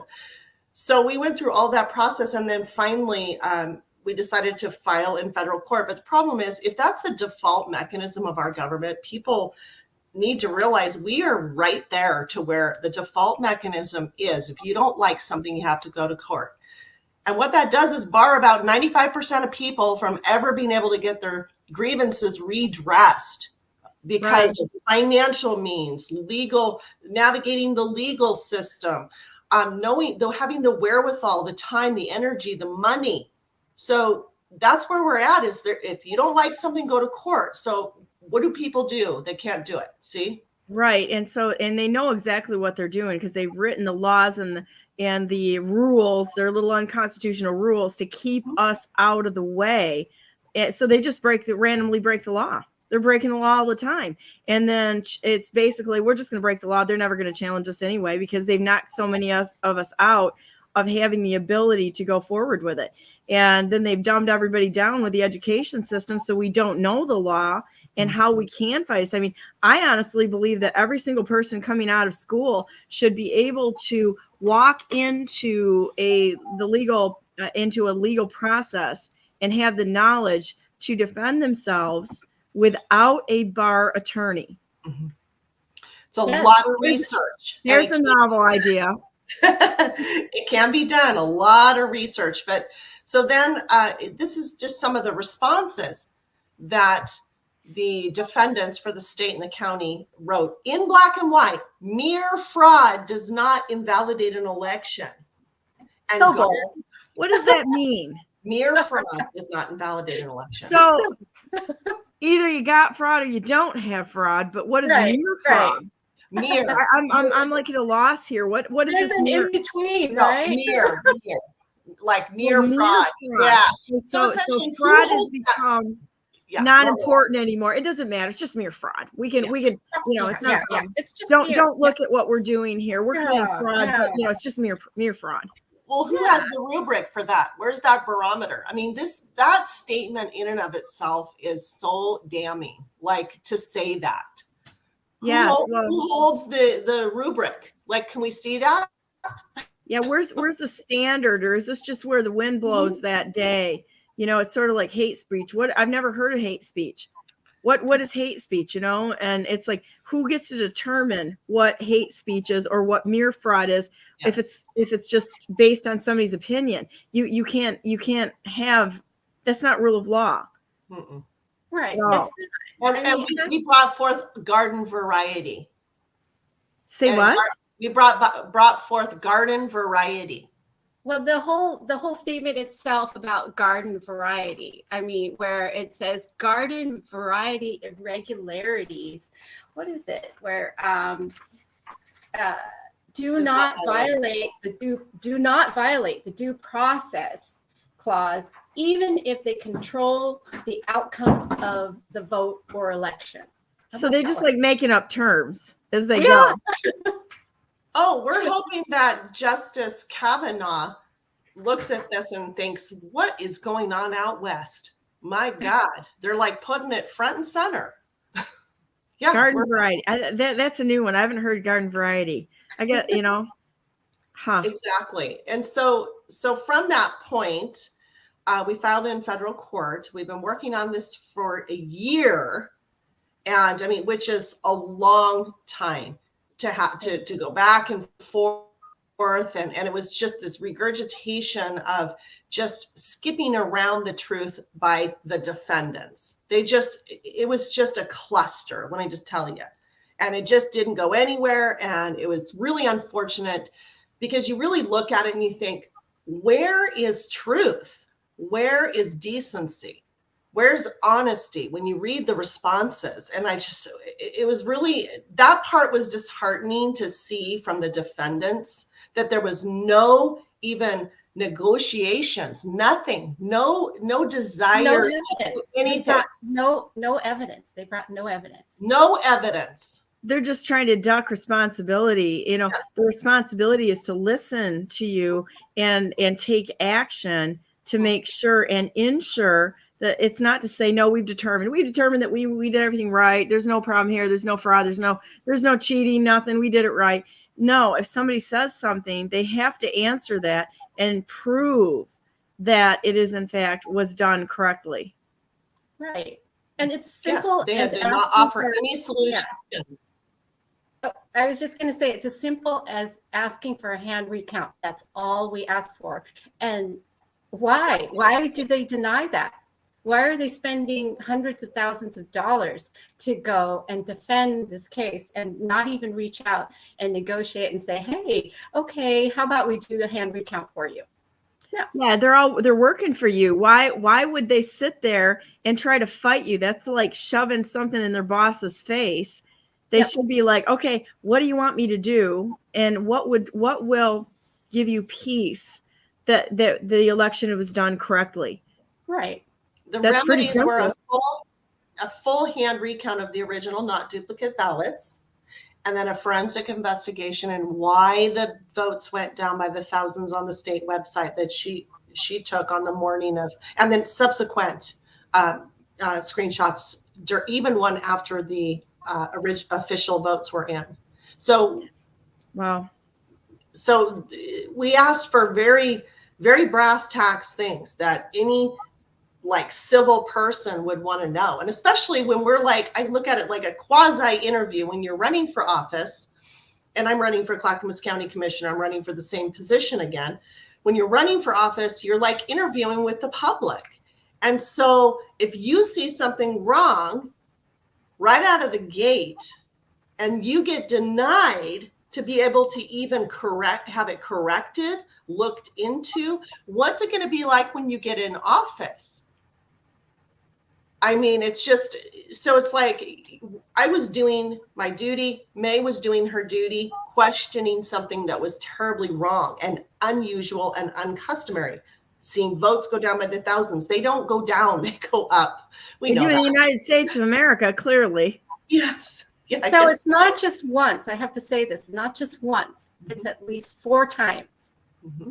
that it went down by thousands Mm-hmm. at the early morning hours each time. It's shocking that they're trying to fight against this instead of investigating it to find out what's going on. Don't Yeah, they want to know? Yeah. What's that? Don't they want to know? Aren't they curious? That's what baffled us. Yeah, foreign actors maybe involved, and they didn't want to investigate that. We feel it's a national security risk because it definitely is. The premise that when you look at it, okay, so it was in her race. Well, it might have. That's like we don't have concrete evidence of that. We have it in her race, but it might have happened in multiple races. We don't know how widespread it is.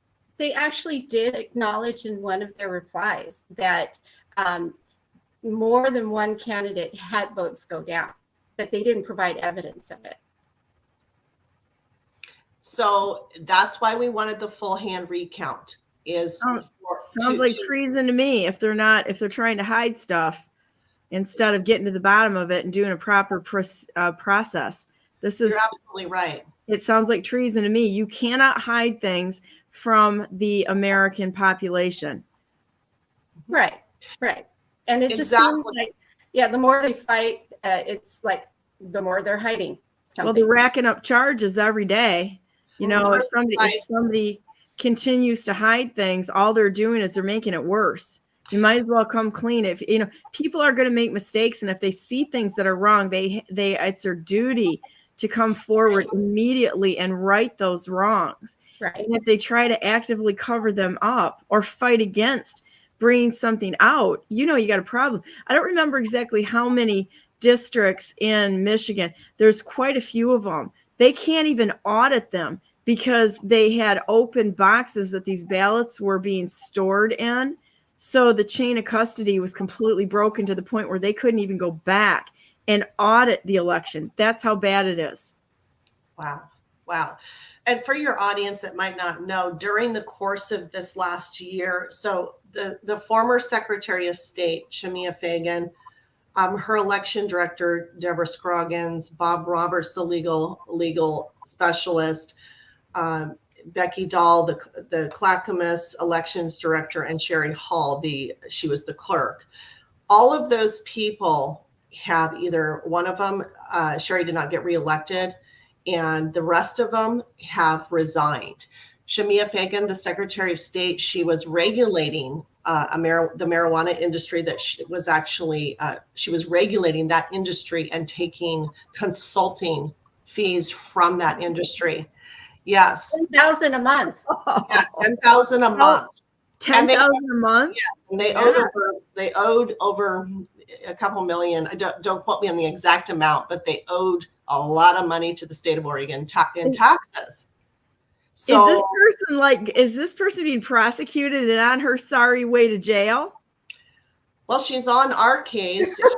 And, we don't know how that'll go with what the other debacle that she got in, but it's just sort of all these people have resigned in the last year for one reason or another, or didn't get reelected.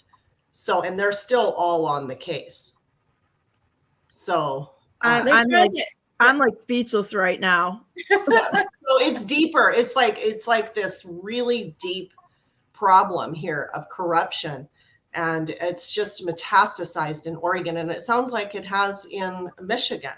I would tell you right now is that the seat of Michigan is the seat of villainy right now. I mean, it is incredible what's happened in the state of Michigan. You cannot get a fair shake in court here. It's impossible. Not under the civil action jurisdiction. Yeah. Did you know that in Michigan, 98%, this is what the prosecutors, the Soros-funded prosecutors are deciding what can be heard and what can't be. Within the way they're doing that, 98% of the cases are resulting in a money judgment. And they're taking 18% of those the money judgment and putting it into their retirement accounts. Wow. God. Isn't that convenient? That's so bold. Wow. And it's like, and people sit there and they tell me, so like I was on a rant today because I'm sick of this nonsense. I'm hearing people, I'm not going to vote, doesn't matter anyway. I don't really care. You got to show up as a protest. If your vote does, that's exactly when you need to show up there and show them you're not going to lay down, right? And it's incredible the direction that this is going. This is when you get in and you fight harder. They give you a gut punch. Guess what? We're going to come back, and it's going to be a painful situation when they actually have to face the charges for what they've done. Mm-hmm. So the good news and the bad news on the ruling, the recommendation, finding and recommendation, it was very interesting because it was very contradictory. The first part of the recommendations and findings to the Article 3 Judge Hernandez were that we do have Article 3 standing, and she disagreed with the defendants. And we do, yes, that was. They're getting smarter, aren't they? They agreed, and then they said we do have redressability. This is in the first half, and then in the second half, she recommended it be dismissed with prejudice. What? It was very bizarre. It was so contradictory. So that's when we decided we were going to file the writ of certiorari. And that's been sent out and received. We sent it to Justice Kavanaugh to be reviewed. Explain that in the process. So the writ of certiorari is basically because of the ballots being destroyed in about 4 months. We want that urgency to be able to have our part of our redress and our solutions that we ask for, our remedies. So because of that timeline and some of the uncustomary contradictions, we just wanted to expedite it to the top. We'll just call it, mere fraud, perhaps. Just garden variety of fraud happening there, or garden variety of whatever. Yeah. They use their words. I actually want to read what Stacy Beckerman, the magistrate judge, actually said in favor of us as plaintiffs, but then she rules to go and dismiss with prejudice. Mm-hmm. Because this actually is basically what they've been doing all along. It's very interesting. If we can pull it up, would be great. I've got it in front of me here, but it's on our website. Do you see how to share it? You should be able to share it, May. This is the website, though, that I've got. And let's see. Give me the website. It's on our Justice League of Oregon.org. Okay, I'll bring it up. Okay. And you go to the case, and then you scroll down. And it shows all of our responses, and then it comes to .com, or what is it? .org. Dot what? Org. O-R-G. Mm-mm. It's been a journey, let me tell you. I am so proud to stand next to my partner in the suit, Mei Wong. She and I'm so grateful. It's not bringing it up, and I don't know why. I'm so grateful to have a fellow patriot that we both just joined and did the right thing. And you never know how your life will go. If you would ask me 4 years ago, yeah, you're going to send off a case to the Supreme Court. I mean, my God. Have you, right. All of us are kind of there going, how did I get here? Yeah. Who turned the page? Who turned the page? Who called me up here, and get involved? Okay. So here we go. And here's your case. My favorite quote. Scroll down to, let's see, which part is it? Magistrate judge submitted recommendations and findings on June 30th. There's a strike.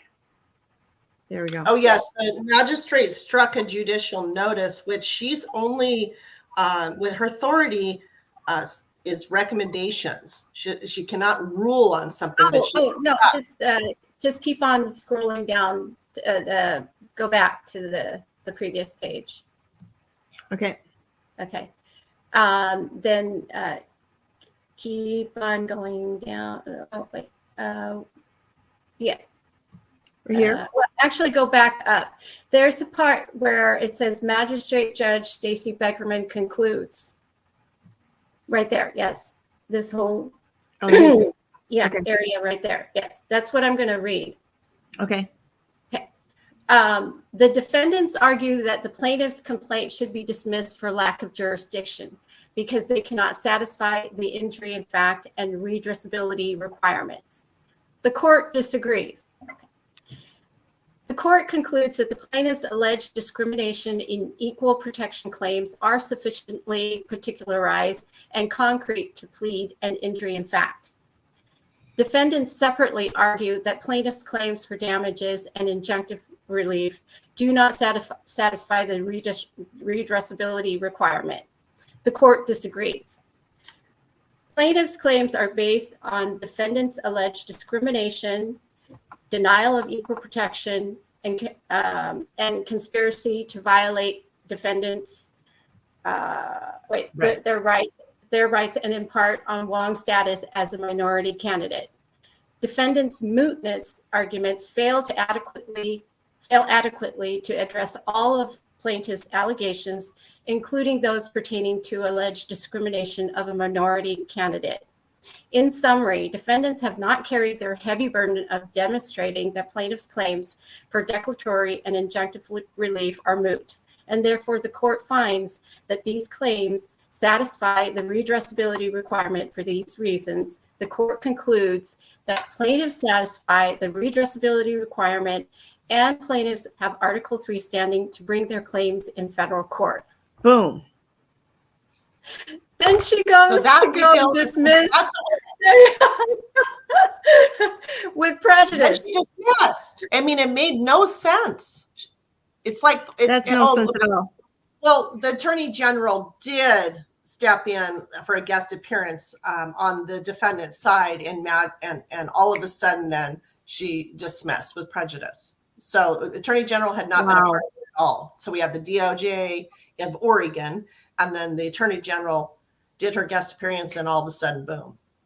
Attorney General doesn't have any jurisdiction over something like that. That should be something that goes to the sheriff's office. She's supposed to keep her nose into business and corporate law, not into personal stuff.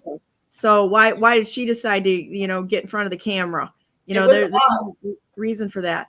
I had the same kind of ruling. Actually, some of the language was actually the same because the Michigan Supreme Court took the gutless way out and decided they don't have jurisdiction, which if they don't have jurisdiction, I can't help you with that. And so the federal court judge proved that my rights were violated and refused to give relief and put me back on the ballot because of absentee ballots, because they ran the clock out. They knew what they were doing.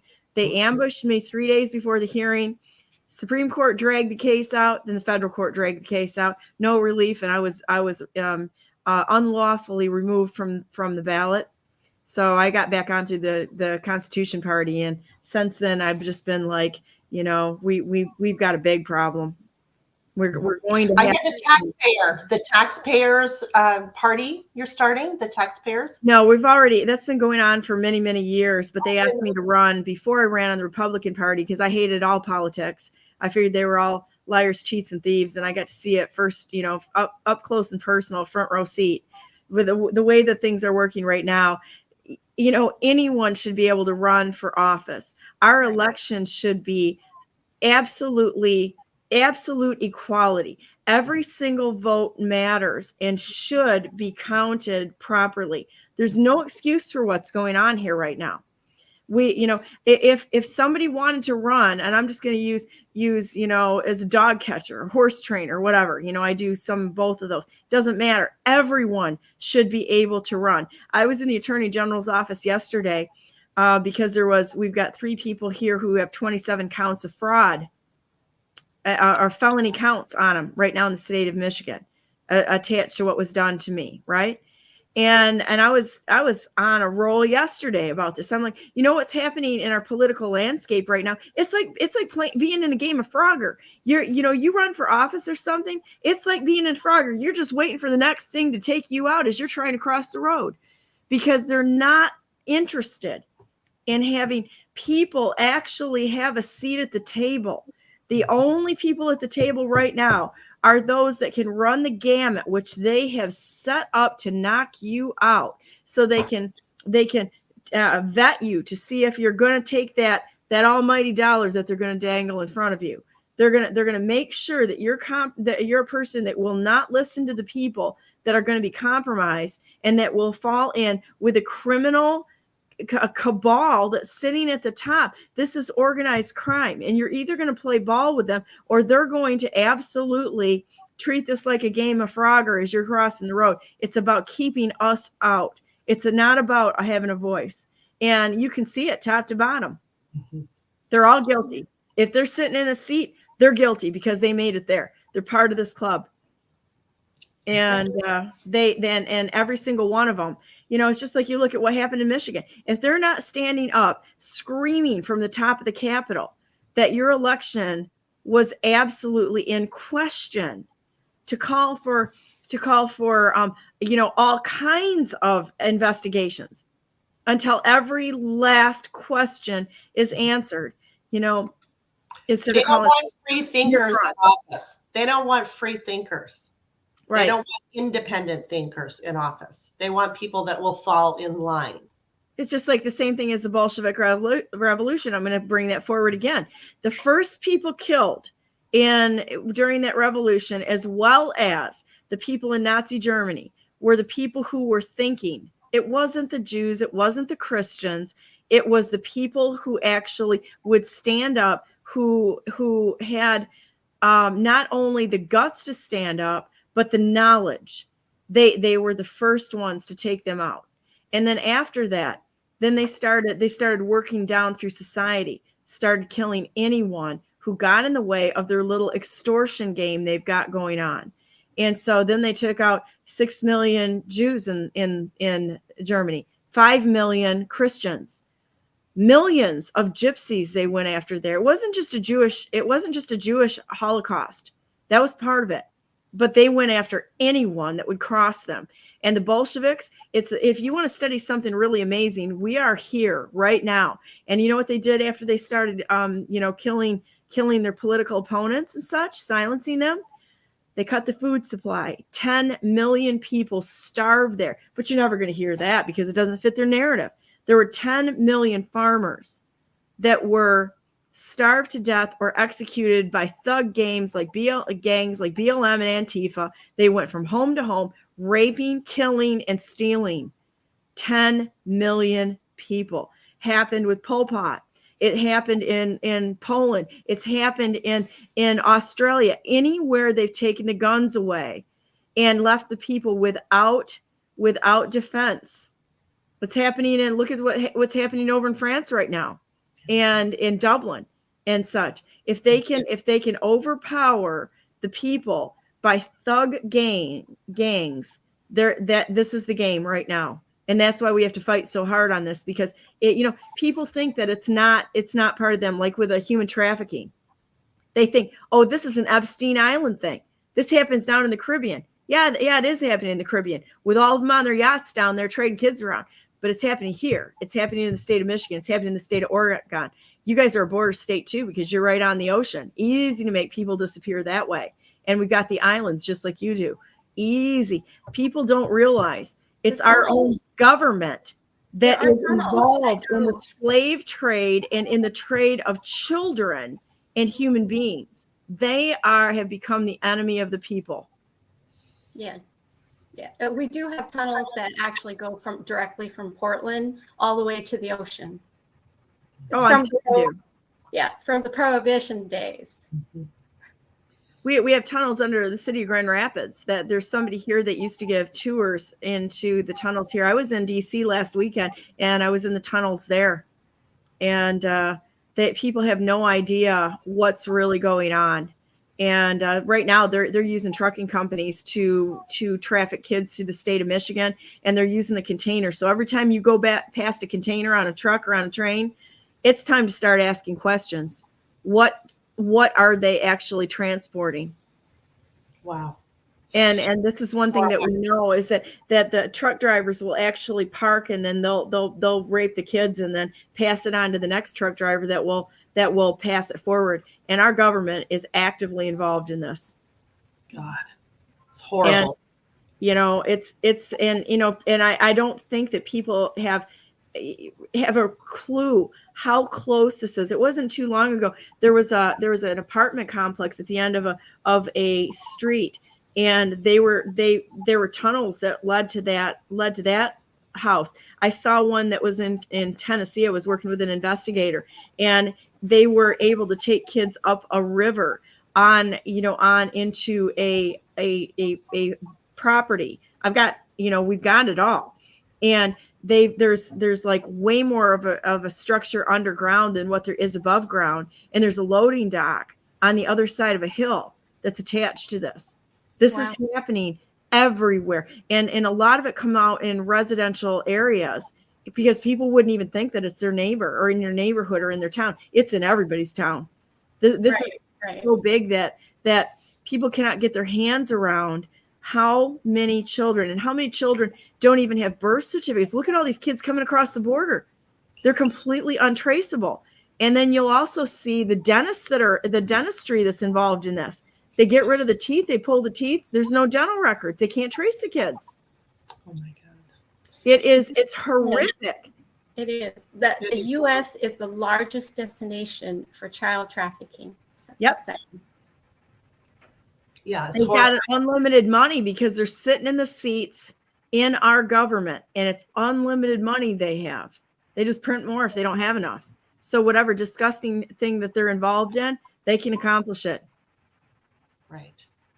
So, and it starts with, and going back to what you guys are doing, it starts with this fight in our elections and people like you that are willing to stand up and hold them accountable. The rest of it will fall. The rest of it will fall afterwards if we have people in the seats that are actually honest and are held accountable.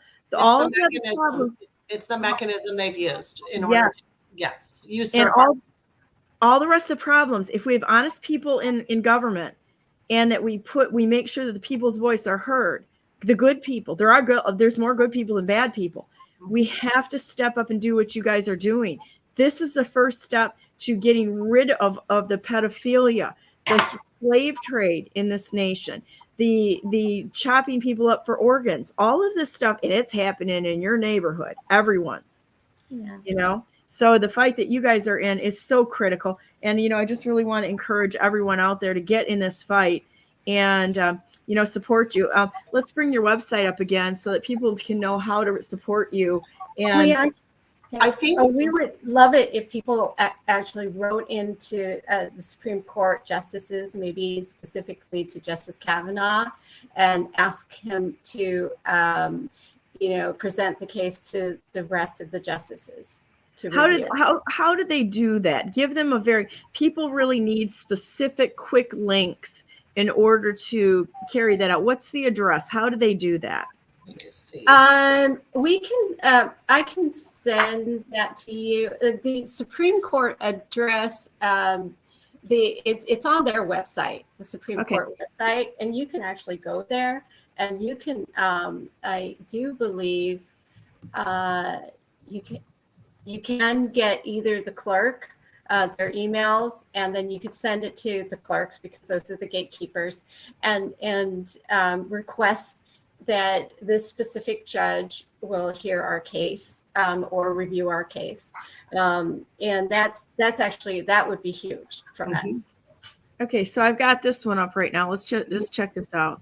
Because I find that we have to kind of help people a little bit find the information that they need. Yes. So we've got the Supreme Court. I was just there. Was just there last weekend. It's really beautiful. It really is. Yes. So, yeah, the outside is just absolutely gorgeous. So and then just the contact us part. Every website page has a contact us, and then you just get the information, whether you want to either directly. And then it's Mei Wong and it's Mei Wong and versus, Dana Hindman. Yes. Yeah. Well, the case itself is Wong versus Fagan. Wong et al. Versus Fagan et al. And then I have a case number here. Hold on one sec. Is it here on your website? Here it is. Yeah, the case number is this. Yes. Yeah. Okay. Okay, everybody. So, what's that? The two of us are the only plaintiffs. Okay. Yes. So there you go.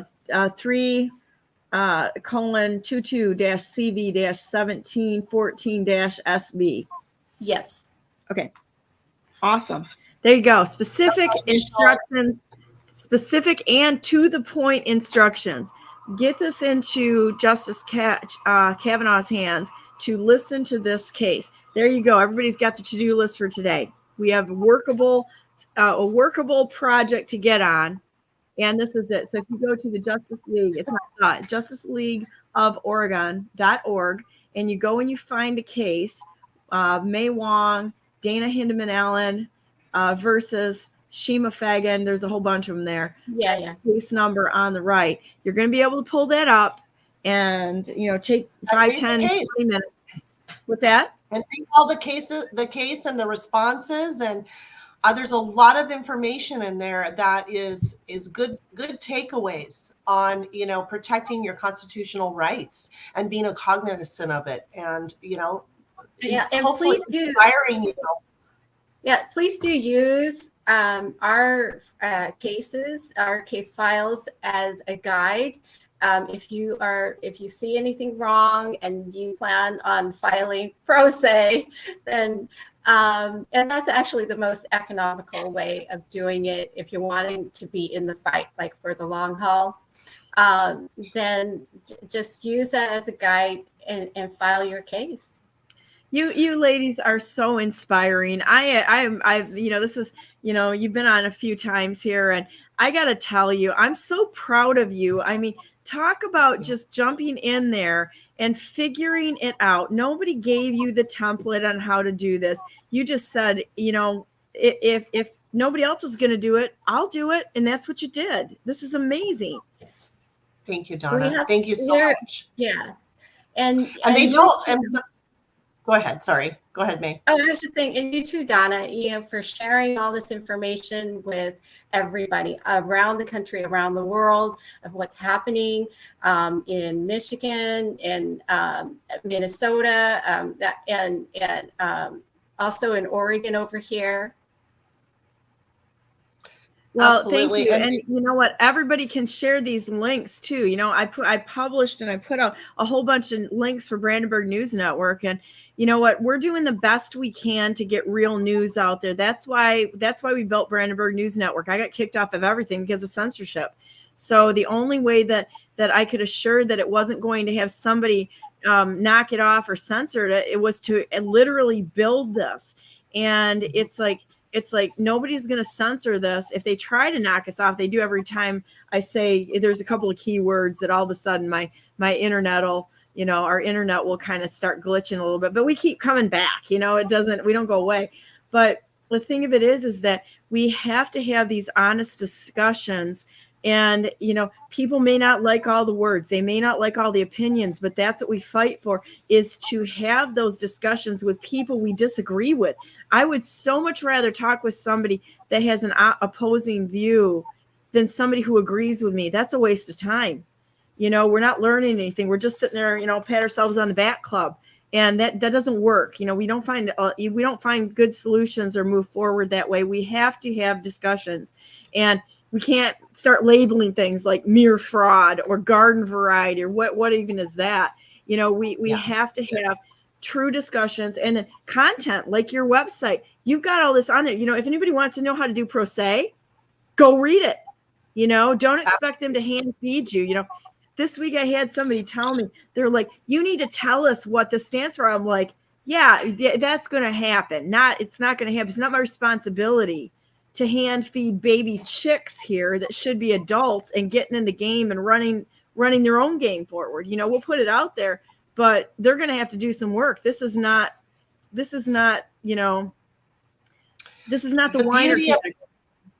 The beauty about pro se is, and what actually I think drove them crazy is we're not in that culture of, you know, having to present multiple cases as like an attorney would in front of the same judge, and they get in that sort of culture with the judge. So, and they sort of know how to operate with the attorneys. And we don't, we're unshackled. Yes, we're unshackled. So they really didn't know. I believe it was very frustrating for them because we're citizens and we're free spirits, we're independent, and they just don't know how to calculate our responses. They didn't know how long we go. So some of the responses, it was pretty evident that they thought that, okay, this thing will get them to back off. This thing will get them to back off. And when we didn't, that's the beauty of it, is that we're free. We're free to do this. We're free to operate out of our own intellect and research, and they don't know how to predict. And that's the beauty.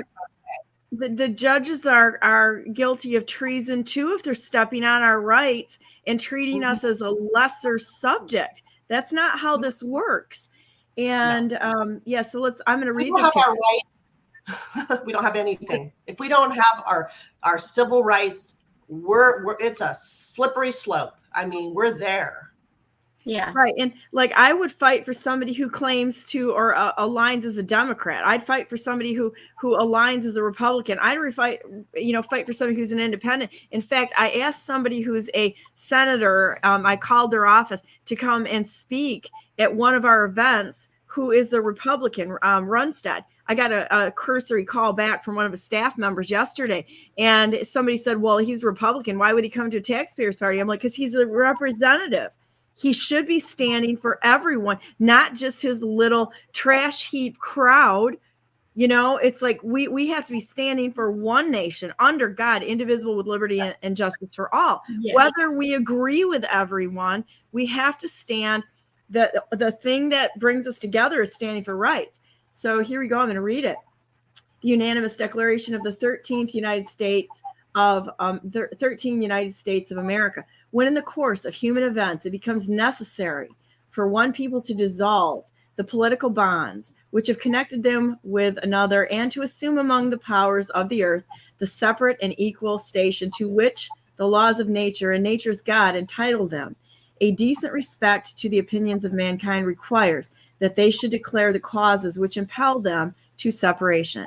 We hold these truths to be self-evident, that all men are created equal, that they are endowed by their Creator with certain unalienable rights, that among these are life, liberty, and the pursuit of happiness, that or the right to property, that to secure these rights, governments are instituted by men deriving their just powers from the consent of the governed, that whenever any form of government becomes destructive to these ends, it is the right of the people to alter or abolish it, and to institute new government, laying its foundation on such principles and organizing its powers in such form as to them shall seem most likely to affect their safety and happiness. Prudence, indeed, will dictate that governments long established should not be changed for light and transient causes, and accordingly, all experience has shown that mankind are more disposed to suffer evils while evils are sufferable than to right themselves by abolishing these forms to which they are accustomed. We are here, people, and it's time for us to stand up and tell them, instruct them what they may not do, and keep on the rails within the confines and on the rails of equal justice under law. We're there. The people have to take the power back. Lawfully. Yeah. It's all there. We can do this. Yes, we can do this. Donna, you're amazing. Donna, you're amazing. and you're an inspiration. And thank you for what you're doing. Oh, thank you. I so admire the two of you, and I mean, I really admire you. You've done so much work, and I'm today is my day. I'm studying your case today. I had an appointment at 12 o'clock that canceled because the person I'm meeting with, he is on dialysis. And a very dear old friend, and is not doing well today. So that appointment canceled. So I actually have I have a little bit of time. So today, here's another job here, guys. Pour over this pro se and learn what they've done. You can do this. We can do this together. We can help each other, and we can stand up for one another, and nobody has to be alone. It's a beautiful thing. Yes. So how about we end with prayer? You guys have anything else to say? Oh, I actually just want to say one thing. If they have any questions, to just, even on our website, that you can leave a comment, and then we'll get right back to you. If you need some guidance, a little bit of guidance to start, and we're more than happy to help. That's awesome. Well, let's just go to prayer here. Dear Heavenly Father, we're so thankful that you're with us, that you've given us everything we need to live peacefully in this nation. We love it that you advocate peace, but that you also advocate for us to stand up for those principles which we believe in. And you've given us the perfect way to address that, a lawful way. We are a people of laws and of rights, and they're all rights that you've given us. And we're so thankful that you have given us your favor. I'm thankful for Bill. I'm thankful for May. I'm thankful for Dana and all the things that they're doing to stand for this nation. And I ask your favor to rest strongly upon them, that everything they do will be blessed, that you will open doors for them, that you will open the minds of the people around them to see what they're doing, and give them, all the people around them, that they would learn courage and honor and standing for what is good and right. We are through their actions, through their bravery, through their courage. You know, courage is contagious, and we are thankful that we don't need to be afraid. Fear is not of you, and we trust you. You're always faithful to us. We can stand unwavering and doing the right thing, knowing that you're here with us. You've walked before us. You're already ahead of us. You're behind us. You're next to us. We are not alone. And when we become weak, you're strong and you carry us. And we're so thankful for that. We ask that everyone out there today feels your presence, that they're blessed. They know that they can turn to you, that they're never alone, and that any problem that they have is not too big for you. You have the answers, and all we have to do is turn to you. This nation turns to you, and all of this ends immediately. And we ask that you would turn the hearts of this nation to you, that every knee would bow and every tongue would confess that Jesus, in fact, is Lord and Savior of us all. You gave your only begotten Son, and we are so thankful that you would care enough for us, that you would provide us a way, that you would rather be with us, and that we're important. And we acknowledge, we accept your gift, and we thank you for that. Thank you so much for everything you've done for us, for this nation, for what the founding fathers have done, for healing, for provision, for grace, and for being our banner, our provider in times of war. We are at war, and we keep our eyes on you, focused on you in all things, and always thankful to you. You've been a great friend to us, and we want to be a friend to you. We love you so very much. In the name of Jesus Christ, we pray. Amen. Amen. There you go. Any last words, guys? Oh, thank you so much for having us on, and best of luck with everything. It sounds like you still are going forward with your case. I am not conceding. I am the best non-conceder who has ever not conceded. Go to BrandenburgForGovernor.com. Well, Michigan lost by not having you for governor. I'll tell you that. At least part of them. Yeah, we actually admire you for all the things that you're doing, and the fantastic work, and sharing lots of information to everybody out there. Oh, giving it my best shot at any rate, and that's what we do, right? Don't ever underestimate a woman. That's right. We're no back down kind of guys, you know. They didn't know what they were in for when they actually got a hold of us. That's right. We didn't know what we're in for either. So that's why I know it's just a job for God. It's a job for God. We're just following the next right thing. We're just doing the next right thing. That's right. It's one step at a time. And no matter how hard they hit us, we're going to get back. I always say that when they hit me, it's like cocking a hammer. It's like, hit me again, because the next one's going to come up and you're just pushing me back a little bit for motion forward, you know.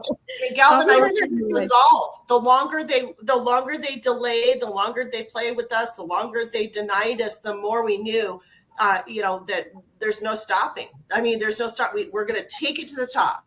Because we know the longer they hide, the more it validates everything we already know, even more. And the more crimes we can convict them of. Yeah, I mean, every day. And I'm running for office for the same position, Clackamas County Commissioner, and it'll be interesting having this big floodlight on the election offices in the state and the county when I'm running. That will be interesting. That's good. That's awesome. And I'm still running because I'm not conceding the 2020 election, because I'm not going to concede to liars, cheats, and thieves. And that's all we got up there right now. So, we're gonna clean this nest of villainy out. The Uniparty. Yep. Yeah, I was in Missouri at Lindell's Election Crime Summit this summer, and 50 states presented. And it was, I knew things were bad in Oregon, with our case and somebody else's case. But it is like 50 states. I couldn't even believe it. And the people that are doing the hard work to uncover it and expose it and correct it, they don't know what to do. And they're like, wow, like the Secretary of State, they're just getting a run for their money because the people are on fire. The Americans are on their feet. Americans are on their feet. We're Americans. You know what that means? We're much. we're like the toughest dog in the pack, you know? Yeah. We're like, well, the Americans are coming. Yeah, we're coming. We're looking, we're seeing, we're viewing. Yeah, we see what you're up to. Yeah, and we're questioning. They're not used to having everybody at the meetings, all the meetings, the commissioner meetings, the school board meetings. They're like, what do we do? We've had a free reign. Now we don't. It's not as cozy anymore. Well, in Michigan, we had the people up there by Big Rapids, Mecosta County. They removed the entire board. Goodbye, out of here. We flipped 17 counties with people that are anti-corruption. We flipped 17. It was in the parties, but we flipped the parties. 17 counties. Oh, that's awesome. People that are like grassroots. I like that number anyway. So that's a good number. So at any rate, that's fantastic. So, well, let's just do this here. If you think you're alone, you're not. You've got a lot of people out that are fighting, but you should be fighting with us. Nobody gets to cry in the corner. We gotta walk forward together. Don't be the weakest link. We want to all be strong and be able to go forward together, because there's going to be wonderful stories of glory and honor that are going to come out of this. When things are the darkest, light shines the brightest. And so it's an opportunity. And opportunities present when things are non-ideal. You learn things, you get stronger, and people change fundamentally in good ways that you could never do it when things are perfect. So we're going to embrace it. We're going to thank God for every single thing that he puts in our path and go forward together as brothers and sisters that we are. We are brothers and sisters. God created us all. Join us in the spirit. That's where right. It is. Yes. So there you go. So we got heart hands, always in the heart hands. So God bless all of you. God bless you. God bless all those whom you love, and God bless America. Make it a great. God bless you, Donna. God bless you, Donna. To everybody out there, don't lie, cheat, or steal. Stand up for what's right. Be that example if you don't have one. We're taking this nation back, and we're not asking for permission from criminals. Have a great day. And we'll see you. If you can stay on here, and we'll just talk for a minute. Hang on. Okay.